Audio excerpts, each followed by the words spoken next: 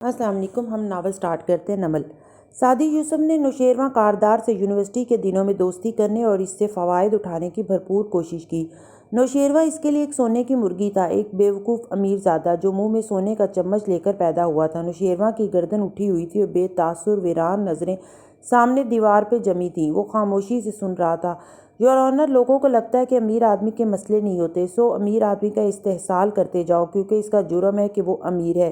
وہ لوگوں کو لوٹ کر ان کا خون پی کر امیر بنا ہے۔ اس کو لوٹنا، مارنا، نقصان پہنچانا غریب کا حق ہے، غریب کا انتقام ہے۔ مگر کیا واقعی امیر ولی عہد کی زندگی میں کوئی مسئلہ نہیں ہوتا؟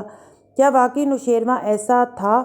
کمرہ عدالت میں دبیز خاموشی تھی۔ اس نے رک کر ادھر ادھر دیکھا، گویا سوال کا جواب مانگا ہو، پھر تلخی سے مسکرایا۔ المیہ یہ ہے یور آنر کہ نوشیروان ان لوگوں میں سے نہیں تھا جو غریب کا خون چوس کر امیر ہوئے ہوتے ہیں۔ اگر سعدی یوسف اپنے کمپلیکس سے باہر نکلتا تو شاید وہ سمجھ پاتا کہ نوشیروان عدم توجہی کا شکار تھا۔ اس کی دولت اس کے باپ اور بھائی نے برسوں کی انتھک محنت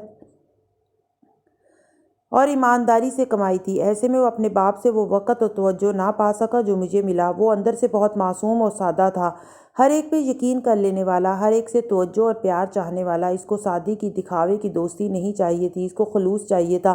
امیر لڑکوں کے جانی دشمن بہت ہوتے ہیں۔ وہ سیکیورٹی کے بغیر نکل نہیں سکتے، وہ ہر جگہ جا نہیں سکتے۔ ان کو کچھ بھی کرنے سے پہلے اپنے عالی مقام خاندان کے نام کا خیال رکھنا پڑتا ہے۔ وہ ایک مڈل کلاس لڑکے کی طرح نہ تھا جو جب دل چاہتا لیڈز کی گلیوں میں نکل جاتا، کسی بار میں بیٹھ کر کسی دوست کے ساتھ کچھ بھی کرتا۔ نوشیروان کو لوگ پہچانتے تھے، وہ ایک سیاستدان کا بیٹا تھا۔ وہ ہر وقت مختلف پروگراموں کی ہٹ لسٹ پہ ہوتا تھا۔ یہ دولت اس کے لیے قید سے کم نہ تھی، مگر سعدی یوسف کو صرف سونے کے انڈے دینے والی مرغی لگتا تھا۔ اس کا شاندار گھر جہاں سعدی اکثر آتا تھا، جہاں کی کھانے پینے کی مکمل آزادی تھی، ان کی دوستی کو مضبوط کرنے کی وجہ تھا۔ مگر ایسا زیادہ دیر نہ چل سکا یور آنر۔ سعدی یوسف کی مطلبی اور مادیت پرستی باتوں نے دھیرے دھیرے نوشیروان کو اس سے برگشتہ کرنا شروع کر دیا۔ میرا دل چاہتا ہے اس آدمی کے چہرے پہ تیزاب پھینک دوں۔ حنا نے اس کے قریب ہو کر سرگوشی کی تو اس کی آواز غصے سے کانپ رہی تھی۔ فاس نے اس کے گرد بازو پھیلا کر اس کے کندھے تھپکے۔ اسے بولنے دو حنا، وہ زیادہ اچھا وکیل ہے، بلکہ وہ ساحر ہے۔ اسے اپنے جادو کے بولنوں سے ہمارے ہر سچ کو مات دینے دو۔ جب وہ تھک جائے گا تو ہم اسے دیں گے شہ مات۔ ایک عزم کو دہرایا تو حنا نے اس بات میں گردن ہلائی۔ اس کے باوجود نوشیروان نے اس سے دوستی نہیں چھوڑی، اسے اپنے گھر آنے دیا، اسے اپنی دولت کو لوٹنے دیا۔ مگر یہ کافی نہیں تھا سعدی یوسف کے لیے، یہ کافی نہیں تھا یور آنر۔ وہ صرف مادی چیزوں پہ خوش نہیں ہوتا تھا، وہ پاپولر ہونے اور ہر دل عزیز بننے کا طالب بھی تھا۔ ہمیں یہاں پہ سعدی یوسف جیسے لڑکوں کی سائیکی سمجھنے کی اشد ضرورت ہے۔ اسے یونیورسل فیورٹ بننا اچھا لگتا تھا، ہر کوئی اس کی باتوں کی تعریف کرے، ہر کوئی دلچسپی سے اسے سنے۔ جب نوشیروان کے رویے میں اس نے سرد مہری محسوس کی تو اس کی یہ نفسیاتی حس بار بار بھڑکنے لگی۔ خاکسار کے ساتھ غلط بیانی کا وہ سوچ بھی نہیں سکتا تھا، سو اس نے مسز جواہرات کاردار کو اپنی میٹھی باتوں کے دام میں لیا۔ سعدی نے مڑ کر جواہرات کو دیکھا اور لبوں کو بنا آواز نکالے گھمایا۔ واؤ!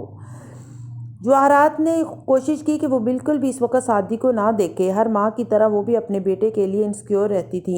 اس نے ماں کو بیٹے کی شکایت لگانی شروع کی۔ وہ نشہ کرتا ہے، وہ غلط لوگوں کے ساتھ اٹھتا بیٹھتا ہے، تاکہ مسز جواہرات نوشیروان کو مجبور کریں کہ وہ صحیح لڑکے یعنی کہ ہمارے سعدی کے ساتھ اٹھا بیٹھا کرے۔ نوشیروان ایوریج ذہانت کا لڑکا ضرور تھا، مگر گھامڑ نہیں تھا۔ اس نے سعدی کے ان جھوٹوں اور غلط بیانیوں پر خود کو اس سے دور کرنا شروع کر دیا۔ سعدی کی مسلسل جواہرات کاردار کو بھڑکانے پہ دونوں میں تلخ کلامی بھی ہوئی اور یوں اس دوستی کا اختتام ہو گیا۔ ساحر اپنے مسحور کن انداز میں بول رہا تھا اور سب توجہ سے اسے سن رہے تھے۔ تبھی دروازہ کھلا اور بنا چاپ کے دھیرے سے آبدار اندر داخل ہوئی، پھر اسی طرح خاموشی سے فارس اور حنین کے ساتھ آ بیٹھی، یوں کہ حنین دونوں کے درمیان میں تھی۔ چہرہ موڑ کر اس نے چمکتی آنکھوں کے ساتھ مسکرا کر فارس کو مخاطب کیا۔ ہیلو غازی۔ فارس نے بس سر کو اس بات میں خم دیا، چہرہ تک نہیں موڑا۔ درمیان میں بیٹھی حنین ایک دم خود میں عجیب سا محسوس کرنے لگی۔ دلائل دیتے ہوئے ہاشم نے رخ حاضرین کی طرف پھیرا تو بس لمحے کے 1000ویں حصے کے لیے وہ چونکا۔ آبدار پہ نظریں جا رکی، مگر پھر اس نے بات جاری رکھی، گو کہ اس کی نگاہ بار بار اس طرف اٹھتی تھی۔ آپ بھی سنجیدہ چہرہ لیے بیٹھی رہی، شناسائی، قرابت داری، رسمی مسکراہٹ، اس کی آنکھیں ہر احساس سے عاری تھیں۔ حنین نے نظریں جھکا لیں، وہ آبدار کے لیے ہی، مگر بار بار ادھر دیکھتا تو تھا اور اس کا دیکھنا دل کو دکھی کر دیتا تھا۔ محبت رہے یا نہیں، یادیں تو آخری سانس تک رہتی ہیں۔ اس کے دلی جذبات سے بے خبر آبدار سنجیدہ چہرہ لیے بیٹھی تھی، البتہ اس کی خوبصورت پیشانی پہ 2 بل پڑے ہوئے تھے۔ ان 2 بلوں کی تہ میں جاؤ تو پرت در پرت داستانیں رقم تھیں، یکایک وہ پرتیں عیاں ہوتی گئیں اور سنہری پیشانی سنہری روشنی میں بدلتی گئی۔ 2 ماہ پہلے ہارون عبید کے آفس کاریڈور میں تیز سنہری بتیاں روشن تھیں۔ آبدار ماتھے پہ سلوٹیں لیے تیز تیز چلتی آ رہی تھی۔ آفس کا دروازہ زور سے کھولا۔ ہارون سیٹ پہ براجمان سامنے بیٹھی 2 خواتین سے گفتگو تھے۔ آبدار سرخ چہرے کے ساتھ اندر آئی، ہاتھ جلا کر گویا تخلیہ کا اشارہ کیا۔ ہارون نے شدید ناپسندیدگی سے اسے دیکھا، پھر خواتین سے معذرت کرتے اٹھ کھڑے ہوئے۔ یہ آخری دفعہ تھا بابا، آئندہ میں آپ کے ہاتھوں کبھی استعمال نہیں ہوں گی۔ وہ دونوں تنہا رہ گئے تو وہ کرسی کھینچ کر بیٹھی، تلخی سے بولی۔ ہارون کے ابرو بھنچ گئے۔ مسئلہ کیا ہے؟ یہ میرے اہم مہمان تھے، تم نے؟ ہاشم نہیں مانا، وہ مجھے چھوڑ دے گا، کیس نہیں لڑے گا۔ چند لمحے کے لیے ہارون کچھ بول نہ سکے۔ سنا آپ نے بابا، ہاشم کو نہیں منا سکی میں، کوئی ٹرائل نہیں ہوگا۔ مگر وہ لاجواب ہو گئے تھے۔ تم نے اس کو سمجھانا تھا کہ تم اس کے پرپوزل پر غور کرو گی، اور بابا میں کیا ہوں آپ کے لیے؟ ہاں میں کیا صرف آپ کے دشمنوں کو نیچا دکھانے کا ایک ہتھیار ہوں، اوزار ہوں؟ میری ماں کے ساتھ یہی کیا آپ نے، مجھے بھی انہی کی طرح استعمال کر رہے ہیں۔ اس کی آنکھوں کے کٹورے بھیگ گئے تھے۔ بیٹے میں تم سے بہت پیار کرتا ہوں، میں یہ سب تمہارے لیے ہی کر رہا ہوں۔ انہوں نے پینترا بدل کر نرمی سے کہنا چاہا، مگر وہ نفی میں سر ہلاتی رہی۔ مجھے اب یقین نہیں آتا۔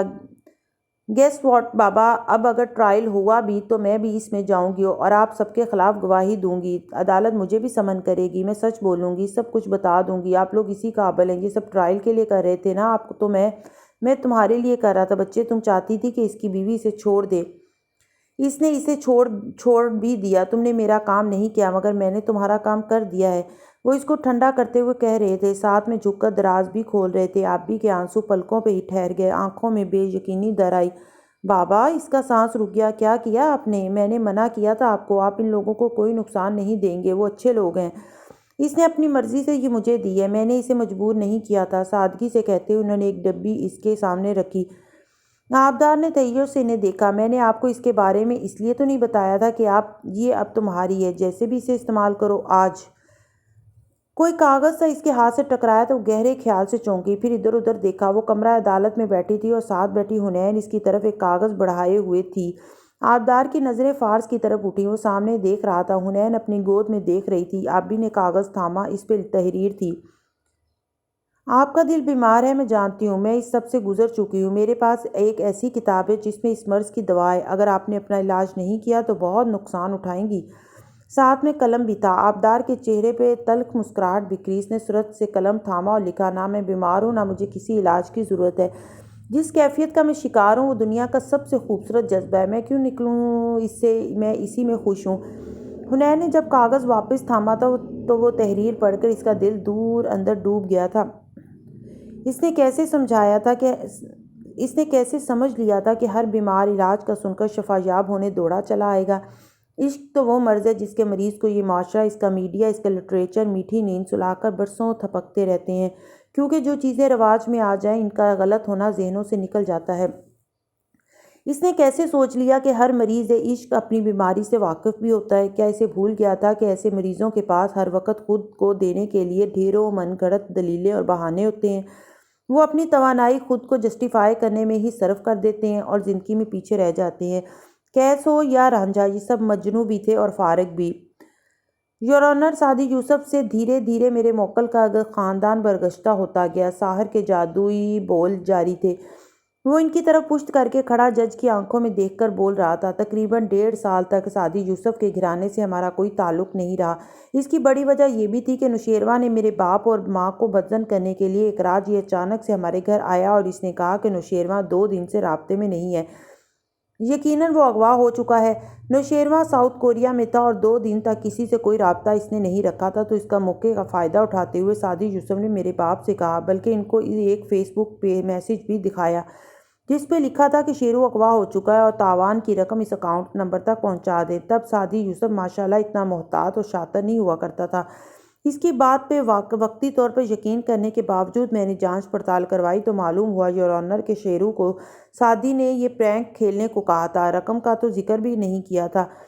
جب نوشیروان کو علم ہوا تو وہ فوراً ملک واپس آ گیا۔ اس کو سامنے دیکھ کر شرمندگی سے بچنے کے لیے سعدی نے الزام لگایا کہ یقیناً وہ خود روپوش ہو کر خود ہی اپنے آپ کو اغوا کرنے کا ڈرامہ کر کے باپ سے رقم بٹورنا چاہتا ہے۔ ہم نے اس کا یقین نہیں کیا اور اس کو سمجھا بجھا کر رخصت کر دیا۔ یہ تو مجھے بعد میں معلوم ہوا کہ وہ اکاؤنٹ نمبر بھی اسی کا تھا اور یہی نہیں یور آنر۔ موقع کا فائدہ اٹھا کر اس رات جب میں لاؤنج میں بیٹھا تھا تو یہ میرے کمرے میں گیا، میرا لاکر کھولا اور اندر سے خطیر رقم نکال لی۔ میرے لاکر کا کوڈ میری ڈیٹ آف برتھ ہے، اس کے لیے گیس کرنا آسان تھا۔ اس واقعے کے بعد میرا دل اس سے بہت برا ہوا اور میں نے اس سے ترک تعلق کر لیا۔ جب کاردار سے کچھ نہ ملا تو یہ میری سابقہ بیوی شہرین کاردار کے پاس گیا اور اسے مختلف ہیلو بہانوں سے بلیک میل کرتا رہا اور رقم بٹورتا رہا۔ کیا میں تالیاں بجاؤں؟ زمر پیچھے سے اونچا سا بڑبڑائی۔ جج صاحب نے اسے خاموش رہنے کا اشارہ کیا۔ وہ سر جھٹک کر رہ گئی۔ احمد سر جھکائے گردن کھجانے لگا اور سعدی وہ بس ہاشم کو دیکھتا۔ اب اسے گویا ہاشم پہ افسوس ہو رہا تھا۔ اس کے پاس اپنے دفاع کے لیے کچھ بھی نہیں ہے، سو وہ مدعی کا کردار اتنا مسخ کر دے گا کہ اگر نوشیروان پہ جرم ثابت ہو بھی جائے تو جج کو لگے سعدی جیسے لڑکے کو مار کر ہی اس نے اچھا کیا تھا۔ قتل کے کیس سے بچ نکلنے کا یہ سب سے اچھا طریقہ ہوتا ہے، مقتول یا زخمی کا کردار مسخ کر دو۔ زمر نے اس کا ہاتھ دبا کر سرگوشی کی، پھر سامنے دیکھنے لگی۔ اس کی بھوری آنکھوں میں سنجیدگی تھی اور ناک کی لونگ چمک رہی تھی۔ وہ مسلسل بائیں انگوٹھے سے تیسری انگلی میں پہنی بڑے سے نگینے کی خوبصورت انگوٹھی اوپر نیچے کر رہی تھی۔ اس میں جڑا نگینہ دور سے نیلا ہیرا لگتا تھا۔ اس کی روشنی مدھم مگر شفاف تھی، ایسے شفاف کہ گویا سیاہ رات میں چمکتے تارے ہوں جو ٹوٹ کر جڑے ہوں اور ان کی دودھیا روشنی زندگی کی ساری سچائیوں کو منعکس کر دی جائے۔ 2 ماہ پہلے اس صبح فورڈلی ایور آفٹر کی بالائی منزل کی دیوار گیر کھڑکیوں سے بھی تیز روشنی اندر آ رہی تھی۔ زمر اداسی سے بیٹھی گنگریالی لٹ انگلی پہ لپیٹتی شیشوں کے پار سڑک کو دیکھ رہی تھی۔ فائل سامنے بکھری پڑی تھی اور وہ ان سے لاتعلق لگتی تھی۔ یکایک وہ چونک کر سیدھی ہوئی۔ نیچے پارکنگ میں اس نے کار سے اسے نکلتے دیکھا تھا، سرخ رومال والی لڑکی۔ زمر تیزی سے فائلز اٹھا کر نیچے لپکی۔ جس وقت آبی نے ریسٹورنٹ کا دروازہ کھولا، زمر کچن کے دروازے کے قریب کرسی پہ بیٹھی محویت سے کتاب سے نوٹس بنانے میں مگن نظر آتی تھی۔ آبدار کی نظریں اس کی ناک میں پہنی سونے کی نتھ پہ اٹھ گئیں۔ ایک ہلکی سی مسکان اس کے لبوں پہ ابھری، پھر وہ زمر کو نظر انداز کیے کاؤنٹر تک آئی۔ وہاں گاہکوں کی طرف پشت کیے سعدی کھڑا رجسٹر کھول کر کچھ دیکھ رہا تھا۔ وہ اپنی پرانی زندگی میں دوبارہ پرانے کام کرنے کے باوجود اب پرانے سعدی جیسا نہیں تھا۔ کہو پھر، تم ڈالو گے یا ہم ڈالیں؟ وہ مسکرا کر بولی تو سعدی نے چونک کر گردن موڑی۔ آبدار کو دیکھ کر وہ حیران ہوا۔ تم ادھر؟ پھر آس پاس دیکھا۔ زمر کام میں منہمک نظر آتی تھی۔ گاہک آگے پیچھے کرسیوں پہ بیٹھے مصروف تھے۔ ویلکم ہوم، اچھا لگا تمہیں دیکھ کر۔ سنا ہے کل تمہارا انٹرویو آ رہا ہے۔ انٹرویو میں تو کہو گے نہیں، مگر مجھے سامنے دیکھ کر شکریہ کا ایک بول کہہ ہی دے سکتے ہو۔ آخر میں نہ ہوتی تو تم گھر کیسے آتے؟ تفاخر سے مسکرا کر وہ بولی تھی، بہت شکریہ۔ وہ رخائی سے کہہ کر واپس گھوم گیا۔ آبی کے ابرو خفگی سے بھینچے۔ سعدی، یوسف خان میرا ادھار ہے تم پر۔ وہ پھر چنبے سے واپس مڑا۔ کیا؟ تمہارا انٹرویو لینا تھا میں نے۔ اپنا کام تو نکلوا لیا تم نے، میرے کام کا کیا ہوگا؟ اس نے یاد دلایا۔ میرے پاس بتانے کو کوئی کہانی نہیں ہے، مگر آبدار نے پرس سے کارڈ نکال کر اس کی شرٹ کی فرنٹ پاکٹ میں ڈالا۔ میں اپنے کلینک میں تمہارا انتظار کروں گی۔ تمہاری نیند کی حالت کی مسافت کا قصہ سننا ہے میں نے۔ وہ اداسی سے مسکرا کر وہ جنید کی طرف گھومی۔ فارس کہاں ہے؟ سعدی سر جھٹک کر واپس کام کرنے لگا۔ جنید نے کچن کا بتایا تو وہ وہیں چلی گئی۔ زمر کی کرسی کے ساتھ سے گزری، نہ نظر ملائی نہ رخ پھیرا، بس اندر چلی گئی۔ زمر کے لکھتے ہوئے ہاتھ سست پڑے، چہرے پہ بے بسی در آئی، کوفت اور غصہ۔ اس نے زور سے قلم بند کیا اور ایک عزم سے اٹھی۔ کچن سے ورکرز باہر آ رہے تھے، فارس نے شاید ان کو نکالا تھا۔ وہ کھلے دروازے سے اندر داخل ہوئی۔ وہ دونوں دوسری جانب تھے، درمیان میں اونچے ریکس تھے۔ وہیں رک گئی، اندھیر ریک کی اوٹ میں۔ جی آبدار، کہیے آپ کیوں ملنا چاہتی تھیں؟ وہ دونوں برنر کے سامنے آمنے سامنے کھڑے تھے۔ باربیکیو کا دھواں اور اشتہا انگیز خوشبو سارے میں پھیلی تھی۔ فارس گرمی کے باعث پوری آستینوں کو موڑے دونوں پہلوؤں پہ ہاتھ رکھے کھڑا تھا۔ اس کا چہرہ سادگی سے پر تھا، نہ کوئی کوفت نہ شکوہ۔ وہ جیسے اسے سننا چاہتا تھا۔ زمر کا دل برا ہوا۔ مجھے نہیں بتایا کہ اس کو ملنے کے لیے بلا رہا ہوں؟ بابا نے ایک کام کہا تھا مجھے۔ وہ سینے پہ بازو لپیٹے مسکرا کر رسان سے بولی تھی کہ ہاشم کو مناؤں، وہ کیس کے لیے راضی ہو جائے۔ کس کیس کے لیے؟ وہ چنبے سے بولا۔ زمر کا دل زور سے دھڑکنے لگا۔ اسے اس پہ بھروسہ تھا، مگر پھر بھی وہ سب بتا چکی تھی۔ پھر بھی Saadi Yusuf بنام نوشیروان Kardar. What ever, اور میں نے اپنے آپ کو بہت خطرے میں ڈال کر ہاشم سے کہا کہ میں اس سے شادی کر لوں گی اگر وہ خود کو بے گناہ ثابت کر دے عدالت میں، اور اس گند سے ہمیشہ کے لیے نکل آئے۔ آپ کے لیے، خاندان کے لیے میں نے یہ رسک مول لیا۔ ابھی تو آپ نے کہا کہ آپ اپنے بابا کے کہنے پہ یہ کر رہی تھی۔ وہ سادگی سے پوچھ رہا تھا۔ آپ بھی لمحے بھر کو چپ ہوئی۔ انہوں نے کہا تھا، مگر کیا کیا تو میں نے آپ کے لیے، اس کی کیا ضرورت تھی؟ میں نے تو نہیں کہا تھا آپ نہ کرتی۔ خیر تھی۔ فارس نے شانے اچکائے۔ میں تو ویسے ہی عدالت وغیرہ کے چکر کے خلاف ہوں، یوں ہی آپ نے اپنا وقت ضائع کیا۔ آبدار پھر سے لاجواب ہوئی۔ بہرحال وہ نہیں مانا۔ زمر نے چونک کر سر اٹھایا اور ریکس کے پار دور کھڑے ان دونوں کو دیکھا۔ اس کے دل میں بے پناہ مایوسی اتر آئی تھی۔ یعنی ہاشم نہیں مانا، وہ اس کیس کو لٹکاتا جائے گا۔ اچھی بات ہے، ملک و قوم کا بہت سا پیسہ بچ گیا، یہی بتانے آئی تھی آپ کو۔ فارس غازی پہ تو جیسے کوئی اثر ہی نہیں ہوا تھا۔ آبدار نے گہری سانس لی۔ فارس، یہ بات زمر نے کہی تھی بابا سے۔ وہ چونکا۔ کیا بات؟ آبدار کی رکی سانس بحال ہوئی، ہمت بڑھی۔ یہی کہ اگر میں راضی کر لوں کہ ہاشم کو، تو وہ آپ کو چھوڑ دیں گی میرے لیے۔ آخری دو لفظ نے یکدم چھناکے سے جیسے بہت سا بھرم اور لحاظ توڑ دیا تھا۔ فارس غازی لاجواب ہو گیا۔ یہ پہلی دفعہ تھا جب وہ اپنے منہ سے کچھ کہہ رہی تھی۔ زمر نے بے اختیار ریک کو تھاما۔ بہت کچھ اپنی پہنچ سے نکلتا ہوا محسوس ہوا تھا۔ میرے بابا اور زمر کی ڈیل ہوئی تھی آپ کے اوپر، اور زمر نے کچھ گروی بھی رکھوایا تھا۔ مجھے 2 روز پہلے پتہ چلا تو میں فوراً یہ واپس لے آئی۔ بابا کو ایسے نہیں کرنا چاہیے تھا۔ پرس سے اس نے سیاہ مخملی ڈبی نکالی اور فارس کی طرف بڑھائی۔ فارس سنجیدگی سے لب بھیجے اسے دیکھتا رہا۔ وہ اس رخ پہ کھڑا تھا کہ زمر کی موجودگی سے بے خبر تھا۔ اس کی آنکھوں میں زخمی پن سا در آیا تھا، اور اس کی ان آنکھوں کو دیکھ کر زمر کا دل ڈوب رہا تھا۔ وہ تیزی سے وہاں سے جانا چاہتی تھی، یہ ڈبی اس لڑکی کے ہاتھ سے چھیننا چاہتی تھی، مگر قدموں میں جان ہی نہ رہی تھی۔ آپ یہ زمر کو واپس دے دیں، یہ ان کی ہے، انہی کی ہی ہونی چاہیے۔ اس نے فارس کی آنکھوں میں تکتے ہوئے بنا پلک جھپکے ڈبی بڑھا کر کہا تھا۔ فارس نے آہستہ سے ڈبی اس کے ہاتھ سے اٹھائی، پھر کھولی۔ اندر رکھا ہیرا زمانوں کی داستانیں خود میں سموئے جگمگا رہا تھا۔ اس نے 2 انگلیوں سے وہ ہیرا نکال کر دیکھا۔ بدلتی روشنی میں وہ مزید خوبصورت لگنے لگا تھا۔ آپ کو برا تو لگا ہوگا، مجھے بھی لگا، معذرت کے ساتھ، مگر مسز زمر کو یوں نہیں کرنا چاہیے تھا۔ وہ معصومیت سے افسوس کر رہی تھی۔ اسے یہ نہیں کرنا چاہیے تھا۔ وہ 2 انگلیوں میں لونگ پکڑے دھیما سا بولا تھا، آئی ایم سوری، مجھے آپ کو دکھانا ہی نہیں چاہیے تھا، میں نے آپ کا دل دکھایا ہے، شاید وہ اس کے آنکھوں میں نظریں جمائے کہہ رہی تھی، شاید مسز زمر نے آپ کا دل دکھایا ہے۔ آپ برا محسوس نہ کریں، ہر شخص میں قربانی دینے کا جذبہ نہیں ہوتا۔ وہ آپ کے لیے وہ سب کچھ نہیں کریں گی جو قربانی دینے والے کرتے ہیں۔ اندھیرے ریک کے اوٹ میں کھڑی زمر نے بے اختیار کنپٹی مسلی۔ سر میں درد ہونے لگا تھا۔ نہیں، میرا دل نہیں دکھا۔ اس نے گہری سانس لے کر آبدار کو دیکھا۔ ابی کی آنکھوں میں تحیر سمٹ آیا۔ زمر نے بے اختیار ریک زور سے تھاما۔ اس نے آپ کا تحفہ یوں کسی کو دے دیا، آپ کا دل نہیں دکھا؟ یہ تو ایک چیز ہے، چیزوں کا کیا ہے، آتی جاتی رہتی ہیں۔ وہ 2 انگلیوں میں مسل کر اسے دیکھ رہا تھا۔ میں یہ زمر، چیزوں کے پیچھے نہیں بھاگتے۔ یہ کہنے کے ساتھ وہ دائیں جانب گھوما، برنر کا بٹن گھمایا، آگ کے شعلے بلند ہوئے تو اس نے ہیرے کی لونگ آگ میں ڈال دی۔ آبدار کا منہ کھل گیا تھا۔ یہ آپ نے کیا کیا؟ یہ تو آپ کو بہت عزیز تھی، آپ نے خود مجھے بتایا تھا جب ہم کولمبو جا رہے تھے۔ بے اختیار منہ سے پھسلا۔ یہ تو ایک پتھر ہے اور مجھے یہ عزیز نہیں ہے۔ میں اسے پہلے بھی ایک دفعہ پھینک چکا ہوں۔ مجھے وہ عزیز ہے جس کو میں نے یہ دیا تھا۔ وہ سنجیدگی سے اس کی آنکھوں میں دیکھ کر کہہ رہا تھا، الفاظ میں گویا کاٹ سی تھی۔ آبدار کے گال سرخ ہوئے، آنکھوں میں برہمی ابھری، حیرت بھری برہمی۔ بات چیز کی نہیں ہے، اس نے آپ کو 3 دن تک گروی رکھا ہے، اس نے مجھے 4 سال تک جیل میں بھی رکھا تھا، میں اس کو 1000 دفعہ معاف کر سکتا ہوں۔ کچن میں کوئلوں کے دہکنے کی بو زور سے محسوس ہوئی تھی۔ آبدار، آپ کو اگر لگتا ہے کہ ایک پتھر کے پیچھے ہم ایک دوسرے سے جھگڑیں گے تو آپ ہم دونوں کو نہیں جانتی۔ ہم نے آگ اور خون کا دریا ایک ساتھ پار کیا ہے۔ ہم اچھے اور برے وقت کے ساتھی ہیں۔ موت کے علاوہ ہمیں کوئی چیز ایک دوسرے سے دور نہیں کر سکتی۔ زمر سے مزید سنا نہیں گیا۔ شدت ضبط سے اس نے لبوں پہ ہاتھ رکھ لیا۔ آنکھوں سے آنسو ابل ابل کر جانے کو بےتاب تھے، مگر وہ ان کو روکے ہوئے تھی۔ آبدار نے آنکھیں جھکا کر اپنی پٹی شدہ کلائی کو دیکھا، پھر شعلہ بار نگاہیں اس طرف اٹھائیں۔ وہ تمہارے لیے یہ کبھی نہیں کرے گی۔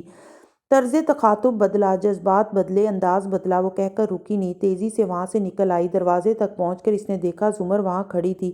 وہ رو نہیں رہی تھی، وہ بس سنجیدہ سی کھڑی تھی، آنکھیں ذرا بھیگی ہوئی تھیں۔ آبدار پیر پٹک کر آگے بڑھ گئی۔ وہ اب برنر کی طرف گھوم چکا تھا۔ بھڑکتے شعلے میں وہ جلتی لونگ کو دیکھ رہا تھا جس کے سونے کی تار پگھل رہی تھی۔ وہ چھوٹے چھوٹے قدم اٹھاتی اس کے پیچھے آ کھڑی ہوئی، نرمی سے اس کا بازو تھاما۔ وہ چونک کر مڑا، اسے دیکھ کر حیرت ہوئی، فوراً سے دروازے کو دیکھا۔ میں سمجھا تم اوپر ہو، تم کب آئیں؟ برنر تیزی سے بند کرتے ہوئے وہ بولا تھا۔ وہ واقعی اس کی موجودگی سے بے خبر تھا جب تم اسے کہہ رہے تھے کہ تم مجھ سے محبت کرتے ہو۔ فارس نے گرم چولہے سے ننھا ہیرا اٹھانا چاہا مگر تیز تپش لگی تو جھٹکے سے ہاتھ واپس کھینچا اور انگلی ہونٹوں سے لگائی، پھر چونک کر اسے دیکھا۔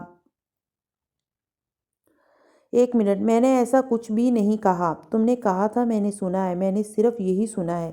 اپنے کانوں کا علاج کرواؤ۔ وہ خفگی سے بازو چھڑا کر اب کپڑے سے لونگ وہ چولہے سے اتار رہا تھا۔ میں نے خود سنا ہے، تم بار بار یہی الفاظ دہرا رہے تھے، مجھے ہر لفظ ایسا ہی لگ رہا تھا۔ آنسو اب کے اس کی آنکھوں کو بھگونے لگے تھے۔ میں تمہیں ڈیزرو نہیں کرتی، میں بہت بری ہوں فارس، میرا بھی یہی خیال ہے۔ وہ ابھی تک خفا تھا۔ وہ روتے روتے ہنس دی، پھر ہتھیلی کی پشت سے آنسو پونجے۔ اس کا کیا کرو گے اب؟ تم نے میرا تحفہ پھینک دیا، میں تمہیں کبھی معاف نہیں کروں گا۔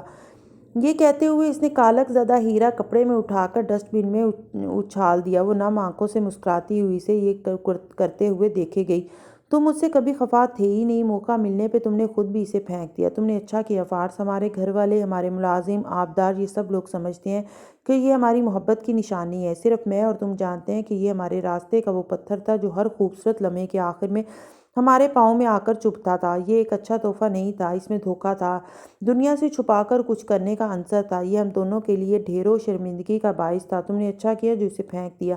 میں نے اچھا کیا جو اسے پھینک دیا۔ وہ ڈسٹ بن میں گرے ہیرے کو دیکھ کر بے خودی کے عالم میں بولے جا رہی تھی۔ فارس کی پیشانی کی شکنیں کم ہوئیں۔ وہ گہری سانس لے کر اس کی جانب گھوما۔ ٹرائل نہیں ہوگا۔ وہ لونگ کا ذکر نہیں کرنا چاہتا تھا۔ اس کا ذکر کبھی بھی ندامت اور عجیب سے اجنبی پن سے خالی نہیں ہوتا تھا۔ میں جانتی ہوں اور میں کوشش کرتے کرتے تھک گئی ہوں۔ وہ واقعی تھکی ہوئی نظر آنے لگی تھی۔ لیکن میں پھر سے کسی ایسے شخص کو ڈھونڈوں گی جو ہاشم کو منا سکے۔ اس کے لیے مجھے بہت کچھ سوچنا پڑے گا۔ چلو مل کر سوچتے ہیں۔ وہ ہلکا سا مسکرایا۔ مل کر کیسے؟ 2-3 دن کے لیے کسی لمبی مسافت پہ نکل جاتے ہیں، اس سارے شور ہنگامے سے دور، ان مسئلوں، تھانے کچہریوں، ان لوگوں سے دور۔ تم تھک گئی ہو، کچھ دن آرام کرو گی تو دماغ سے ساری آلودگی چھٹ جائے گی۔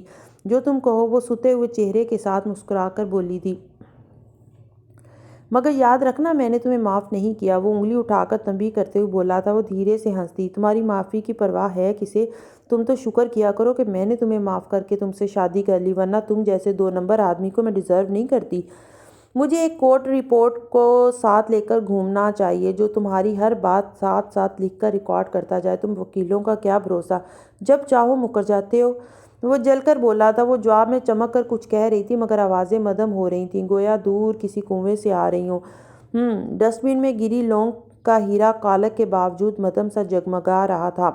آج 21 مئی سے چند دن پیچھے آئے یور آنر۔ ہاشم کی آواز نے اسے عالم تنویم، گہری سوچ اور نیند سے نکالا۔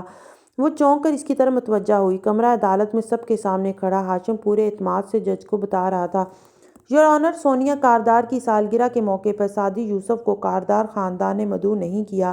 ہمارے تعلقات اب پہلے جیسے نہیں رہے تھے، لیکن جب کورٹ میں مجھے مسز زمر ملی، زمر نے ماتھے پہ ہاتھ لے جا کر اس کی سچائی کو سلام کیا، تو ان کی درخواست پہ میں نے سعدی یوسف اور زمر یوسف کے لیے کارڈ بھجوا دیے۔ ہم نے سوچا یور آنر کہ شاید اب یہ نوجوان توبہ طائب ہو چکا ہو، مگر یہ ہماری خام خیالی تھی۔ عین پارٹی کے وقت جب میں باہر مہمانوں میں تھا، سعدی یوسف میرے کمرے میں گیا اور میرا لاکر کھولنا چاہا۔ پاس ورڈ بدل چکا تھا، وہ اسے تو نہ کھول سکا مگر میرے دراز میں رکھا میری بیٹی کا نیکلس جو اسے میری ماں نے سالگرہ کے تحفے کے طور پر دیا تھا، جو اس نے میرے دراز میں ڈال دیا تھا۔ بچوں کی لاپرواہی، سعدی یوسف نے وہ نکال لیا، اور یور آنر اس کے میرے کمرے سے چوروں کی طرح نکلنے کی پوری فوٹیج موجود ہے ہمارے پاس۔ جب وہ باہر آیا تو نوشیروان نے اس سے باز پرس کی، جس پہ دونوں کی تلخ کلامی ہوئی۔ سعدی کو ایک دم جانے کی جلدی ہو گئی۔ جب وہ اپنے گھر والوں کے ساتھ ایگزٹ تک آیا تو گارڈ نے اسکینر کے الارم کے باعث اس کو روک کر تلاشی لینی چاہی، جس پہ زمر یوسف نے ہنگامہ کھڑا کر دیا۔ میں اس وقت صورتحال سے ناواقف تھا۔ یہ سب دیکھ کر میں نے گارڈ کو جھڑکا اور سعدی کو جانے دیا۔ چند دن بعد جب ہم ایک شادی کی تقریب میں اس سے ملے تو میں نے اسے کہا کہ وہ یہ نیکلس واپس کر دے، وہ میری بیٹی کو بہت عزیز ہے، مگر سعدی یوسف نے نہ صرف انکار کیا بلکہ مجھے بھی بے عزت کیا۔ اس دن کے بعد میں نے سعدی یوسف کی شکل صرف اخبارات اور ٹی وی پہ دیکھی۔ اگلے 8-9 ماہ تک ہم نے اس کو نہ دیکھا اور نہ اس سے ملے۔ یہ فرعون کے دربار والی کہانی مجھے انتہائی افسوس سے کہنا پڑ رہا ہے کہ من گھڑت ہے۔ سعدی یوسف 21 مئی کو ہمارے آفس نہیں آیا تھا یور آنر۔ ہماری بلڈنگ کی لاگ بک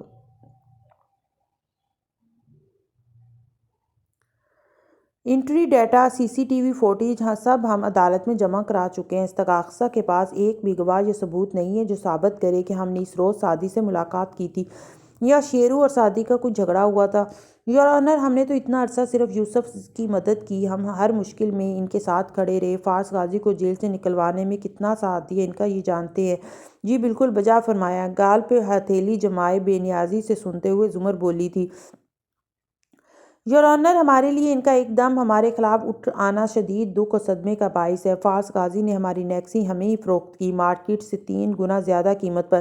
شاید وہ رقم بھی کافی نہیں تھی جو اب یہ ایک ایسا کیس کر رہے ہیں جس کے درمیان میں ان کو لگتا ہے ہم لوگ ان کو منہ بند کرنے کے لیے خطیر رقم دیں گے، مگر ایسا نہیں ہوگا یور آنر۔ نوشیروان کارتر ایک معصوم اور بے گناہ لڑکا ہے، اس کی عزت، اس کی نیک نامی، اس کی کریڈیبلٹی، ہر شے کو اس الزام نے ٹھیس پہنچائی ہے۔ میری معزز عدالت سے استدعا ہے کہ نوشیروان کاردار کو نہ صرف باعزت بری کیا جائے بلکہ سعدی یوسف کی ملک دشمن سرگرمیوں کا بھی نوٹس لیا جائے۔ یہ آٹھواں کہاں تھا اور کون سے جرائم پہ پردہ ڈالنے کے لیے الزام ہمارے سر تھوپ رہا ہے؟ اس سب کی تحقیقات ہونی چاہیے اور یہ کام جلد سے جلد ہونا چاہیے، کیونکہ میرا خاندان، میرے دوست، میرا کاروبار، ہماری ساکھ، ہماری ہر رشتے، ہر چیز اور ہر شخص کو اس بے بنیاد الزام نے شدید دھچکا لگایا ہے۔ ہمیں ہمارے امیر ہونے کی برسوں کی محنت کے بعد حلال رزق سے یہ امپائر کھڑی کرنے کی اپنا پیٹ کاٹ کر خون پسینہ اس کمپنی کے لیے لگا کر اس کو اس مقام تک پہنچنے کی سزا دی جا رہی ہے۔ یور آنر، میں معزز عدالت سے درخواست کروں گا کہ وہ تمام گواہوں اور ثبوتوں کو اچھی طرح پرکھ کر انصاف کے عین تقاضے پورے کر کے فیصلہ سنائے، اور عدالت جو بھی فیصلہ سنائے گی ہمیں وہ قبول ہوگا۔ Thank you your honour. سر کو خم دے کے وہ واپس اپنی کرسی تک آیا تھا۔ جواہرات اب مطمئن سی مسکرا رہی تھی اور زمر، سعدی، حنین، ہاشم کو بھوکے شیروں والی نظروں سے گھور رہے تھے۔ ایسے میں صرف نوشیروان تھا جس کی آنکھیں گلابی پڑ رہی تھیں اور وہ ایک نقطے پہ پتلیاں ساخت کے بنا پلک جھپکے بے حس و حرکت بیٹھا تھا۔ جج صاحب کچھ کہہ رہے تھے مگر نوشیروان کا دماغ اس کی نگاہوں کی طرح ایک ہی نقطے پہ آ کر جم گیا تھا، گویا برف کا کوئی تودہ ہو جس کی تہ در تہ برف میں یادیں اور قصے سب تھو کر امر ہو گئے ہوں۔ ٹھنڈے یخ 2 ماہ پہلے برف کی موٹی موٹی ڈلیاں مشروب کے گلاس کی سطح پر تیر رہی تھیں جب بار ٹینڈر نے کاؤنٹر پہ وہ گلاس اس کی جانب دھکیلا۔ اونچے سٹول پہ بیٹھے شیرو نے اسے اپنی طرف کیا اور اندر ذرا سا اسٹرا ہلایا، ساتھ ہی وہ موبائل چیک کر رہا تھا۔ تمہاری اینکل اسٹیپ کہاں ہے شیرو؟ 2 نوجوان وہیں قریب میں آ کھڑے ہوئے تھے، ایک نے اونچی سی آواز کسی، دوسرا ہنسا۔ امریکہ میں اس طرح اگر کسی کو ضمانت پہ رہا کیا جائے اور ہاؤس اریسٹ کر دیا جائے تو اس کے ٹخنے پر ایک پٹا باندھا جاتا ہے جو اس کی پوزیشن کو مانیٹر کرتا رہتا ہے۔ نوشیروان نے چہرہ اٹھا کر تندی سے ان دونوں کو دیکھا۔ تمہارے باپ کو جب نیب والے پکڑ کر لے گئے تھے تو میری اسٹیپ ادھار میں ساتھ لے گئے تھے۔ دوسرا نوجوان پھر سے ہنسا مگر پہلے نے ابرو اچکائے۔ میں تو مذاق کر رہا تھا، یہ جیل جانا، عدالتوں سے گزرنا، یہ تو شان کی باتیں ہوتی ہیں۔ آگے بڑھ کر اس نے شیرو کا کندھا زور سے تھپکا۔ نوشیروان نے کندھا جھٹکا اور موبائل کی اسکرین کی طرف متوجہ ہو گیا، اور پھر یہ تبھی تھا جب سارے میں ایک شناسا سی آواز گونجنے لگی۔ کسی ڈراؤنے خواب کی سی کیفیت میں اس نے سر اٹھایا۔ کسی نے لاؤنج کی دیوار پہ لگی وہ پورے انسان کے سائز کی LED کی آواز تیز کر دی تھی۔ مدھم بتیوں کے باعث سارے میں نیم اندھیرا سا پھیلا تھا اور اسکرین کسی سینما کا ماحول پیش کر رہی تھی۔ نوشیروان کی نگاہیں وہاں جا کر ٹھہریں تو واپس پلٹنا بھول گئیں۔ معروف اینکر کے سامنے صوفے پہ پیچھے ہو کر بیٹھا وہ ویران مگر سنجیدہ چہرے والا لڑکا، ٹھہرے ہوئے مگر مضبوط لہجے میں وہ کتھا بیان کر رہا تھا۔ میں اسے وہاں اس زیر تعمیر گھر میں دیکھ کر حیران ہوا تھا۔ اور پھر اس نے آپ کو گولی ماری؟ آگے کو ہو کر بیٹھا اینکر تعصب اور ہمدردی سے پوچھ رہا تھا۔ سلور گرے ڈریس شرٹ میں ملبوس سعدی کے بال ذرا بڑے ہو گئے تھے، گھنگریالے بل اب نظر آنے لگے تھے، ان کو جیل لگا کر اس نے پیچھے کو جما رکھا تھا۔ بھوری آنکھوں میں یہ سنتے ہی گہرا درد آ بسا۔ آہستہ سے اس بات میں سر ہلایا۔ کوہنی صوفے کے ہتھ پہ جمائے وہ دونوں ہاتھوں کی انگلیاں باہم مسل رہا تھا۔ میں نے اسے کہا کہ وہ یہ نہ کرے، نہیں، میں نے اس کی منت نہیں کی، مگر میں نے کہا کہ وہ اپنے بھائی جیسا نہیں ہے۔ نیم روشن لاؤنج میں لڑکے لڑکیاں گلاس چھوڑ کر سننے لگ گئے تھے۔ موسیقی بند ہو گئی تھی، پلیٹوں میں چلتے چمچ کانٹے رک گئے تھے، دم سادھ کر گویا اسے سنا جا رہا تھا جو بڑی اسکرین پہ یہ اتنا بڑا سا لگ رہا تھا، خود زندگی سے بھی بڑا۔ میں نے اسے کہا کہ میں جانتا ہوں وہ یہ نہیں کرنا چاہتا، میں جانتا ہوں وہ اندر سے ایک اچھا انسان ہے، اور پھر اس نے وہی کیا جو حابیل نے قابیل سے کہا تھا، اگر تم مجھے قتل کرنا چاہو تب بھی میں تم پہ ہاتھ نہیں اٹھاؤں گا، کیونکہ وہ میرا مسلمان بھائی تھا۔ مجھے آخری لمحے تک یقین نہ تھا کہ وہ مجھ پہ گولی چلا سکتا ہے۔ وہ ہائے تھا، نشے میں تھا، اس کے ہاتھوں میں لرزش تھی، مجھے اس پہ ترس بھی آ رہا تھا، مگر مجھے یقین تھا کہ وہ میرے اوپر گولی نہیں چلائے گا۔ میں نے اس کی جان بچائی تھی، مجھے لگا وہ کبھی نہیں بھول سکے گا۔ جب وہ ڈرگز کی زیادتی کے باعث مر رہا تھا تو میں اسے ہسپتال لے کر گیا تھا، مجھے لگا وہ یاد رکھے گا کہ کبھی ہم دوست تھے، مگر نوشیروان کاردار نے کچھ یاد نہیں رکھا۔ میں ان آخری لمحوں میں بھی اسے شیرو کہہ کر پکار رہا تھا، اور پھر اس نے مجھے 3 گولیاں ماری اور کہا کہ میرا نام نوشیروان ہے۔ شو کے سیٹ پہ چند لمحے کی خاموشی چھا گئی، گویا سانسیں تک رک گئی ہوں۔ گولی کھانے کے بعد کیا ہوا؟ آئی نو یہ آپ کے لیے تکلیف دہ ہے، مگر میں چاہتا ہوں کہ ملک بھر میں بلکہ دنیا بھر میں جہاں جہاں بھی بی این نیوز کی نشریات جا رہی ہیں اور لوگ آپ کو دیکھ رہے ہیں، ان کو معلوم ہونا چاہیے کہ حقیقت کیا ہے۔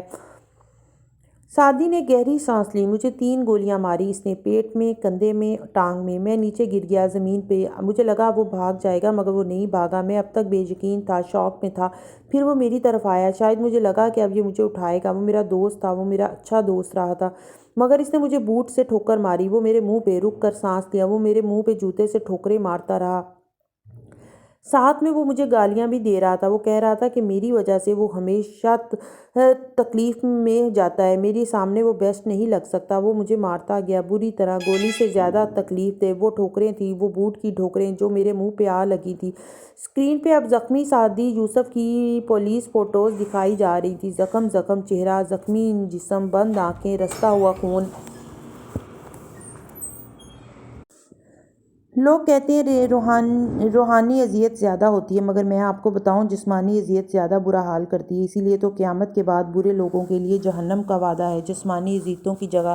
یہ نہیں وعدہ کیا گیا کہ مشرکوں کو ڈپریشن ہوگا یا ان کے دل ٹوٹ جائیں گے، ان کو طنز اور طعنے سے اداس کیا جائے گا، بلکہ جسمانی عذاب کی وعید سنائی گئی۔ وہ تکلیف، وہ اذیت، وہ بہت زیادہ تھی، اور اس لمحے میرے منہ سے ایک ہی بات نکلی تھی، اللہ حساب لے گا۔ اینکر اب بریک پہ جا رہا تھا، کوئی ٹرانس سا ٹوٹا تھا، گردنیں مڑیں، نگاہیں اٹھی، سب نوشیروان کو دیکھ رہے تھے، کوئی کچھ نہیں بولا، بس نظریں اس پہ گاڑ دیں۔ وہ ملامتی، وہ اندر تک اتر جانے والی غسیلی نظریں، وہ نفرت انگیز نگاہیں۔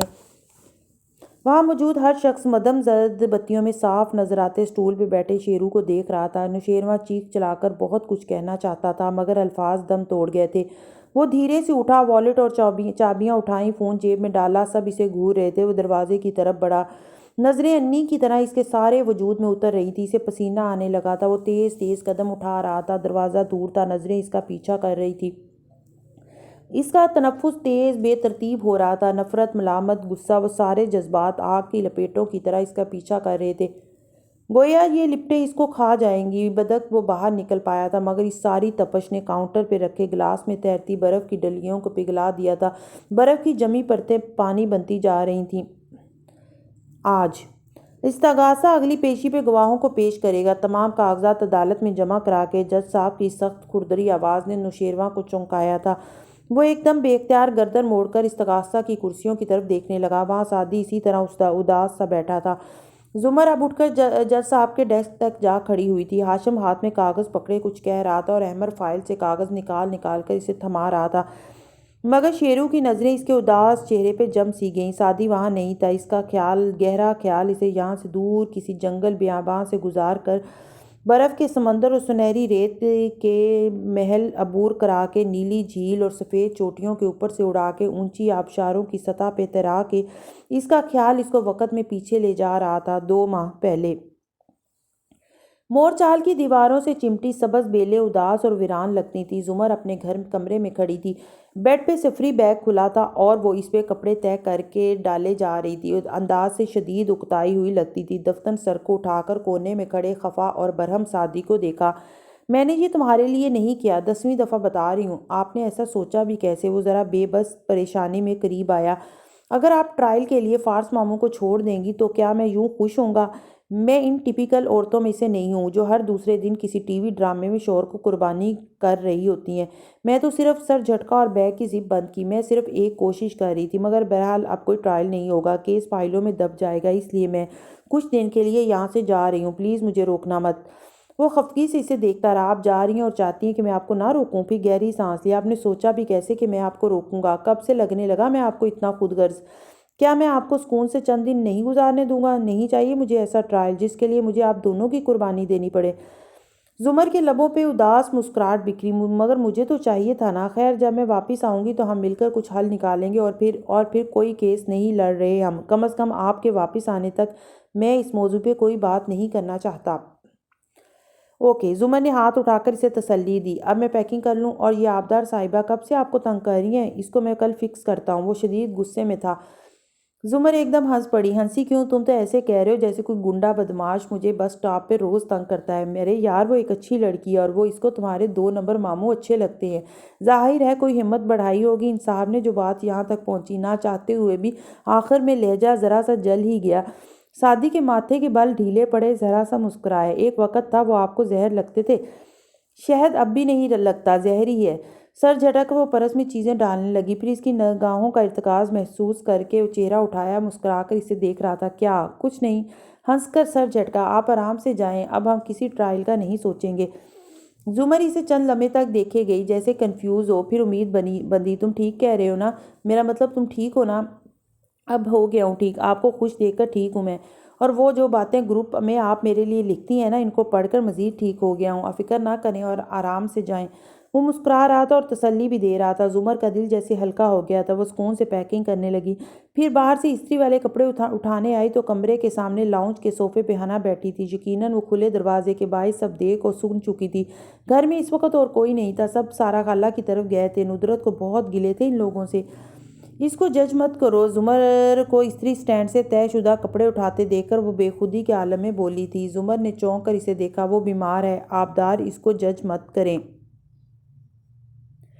زمر نے جواب میں کچھ نہیں کہا، بس کپڑے اٹھاتی رہی۔ دونوں کے بیچ سعدی کے آنے کے بعد سے در آنے والا تناؤ ایک دم زیادہ محسوس ہونے لگا تھا۔ پھر حنین شکستگی سے بولی، سوری، مجھے یہ نہیں کہنا چاہیے تھا۔ میرا مقام ایسا نہیں ہے کہ میں آپ کو غلط یا صحیح بتا سکوں۔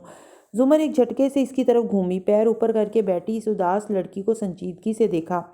تم سعدی کی جگہ نہیں لے سکتی حنین۔ تم سعدی کبھی نہیں بن سکتی۔ جو میرے لیے سعدی ہے وہ تم نہیں ہو سکتی، کبھی بھی۔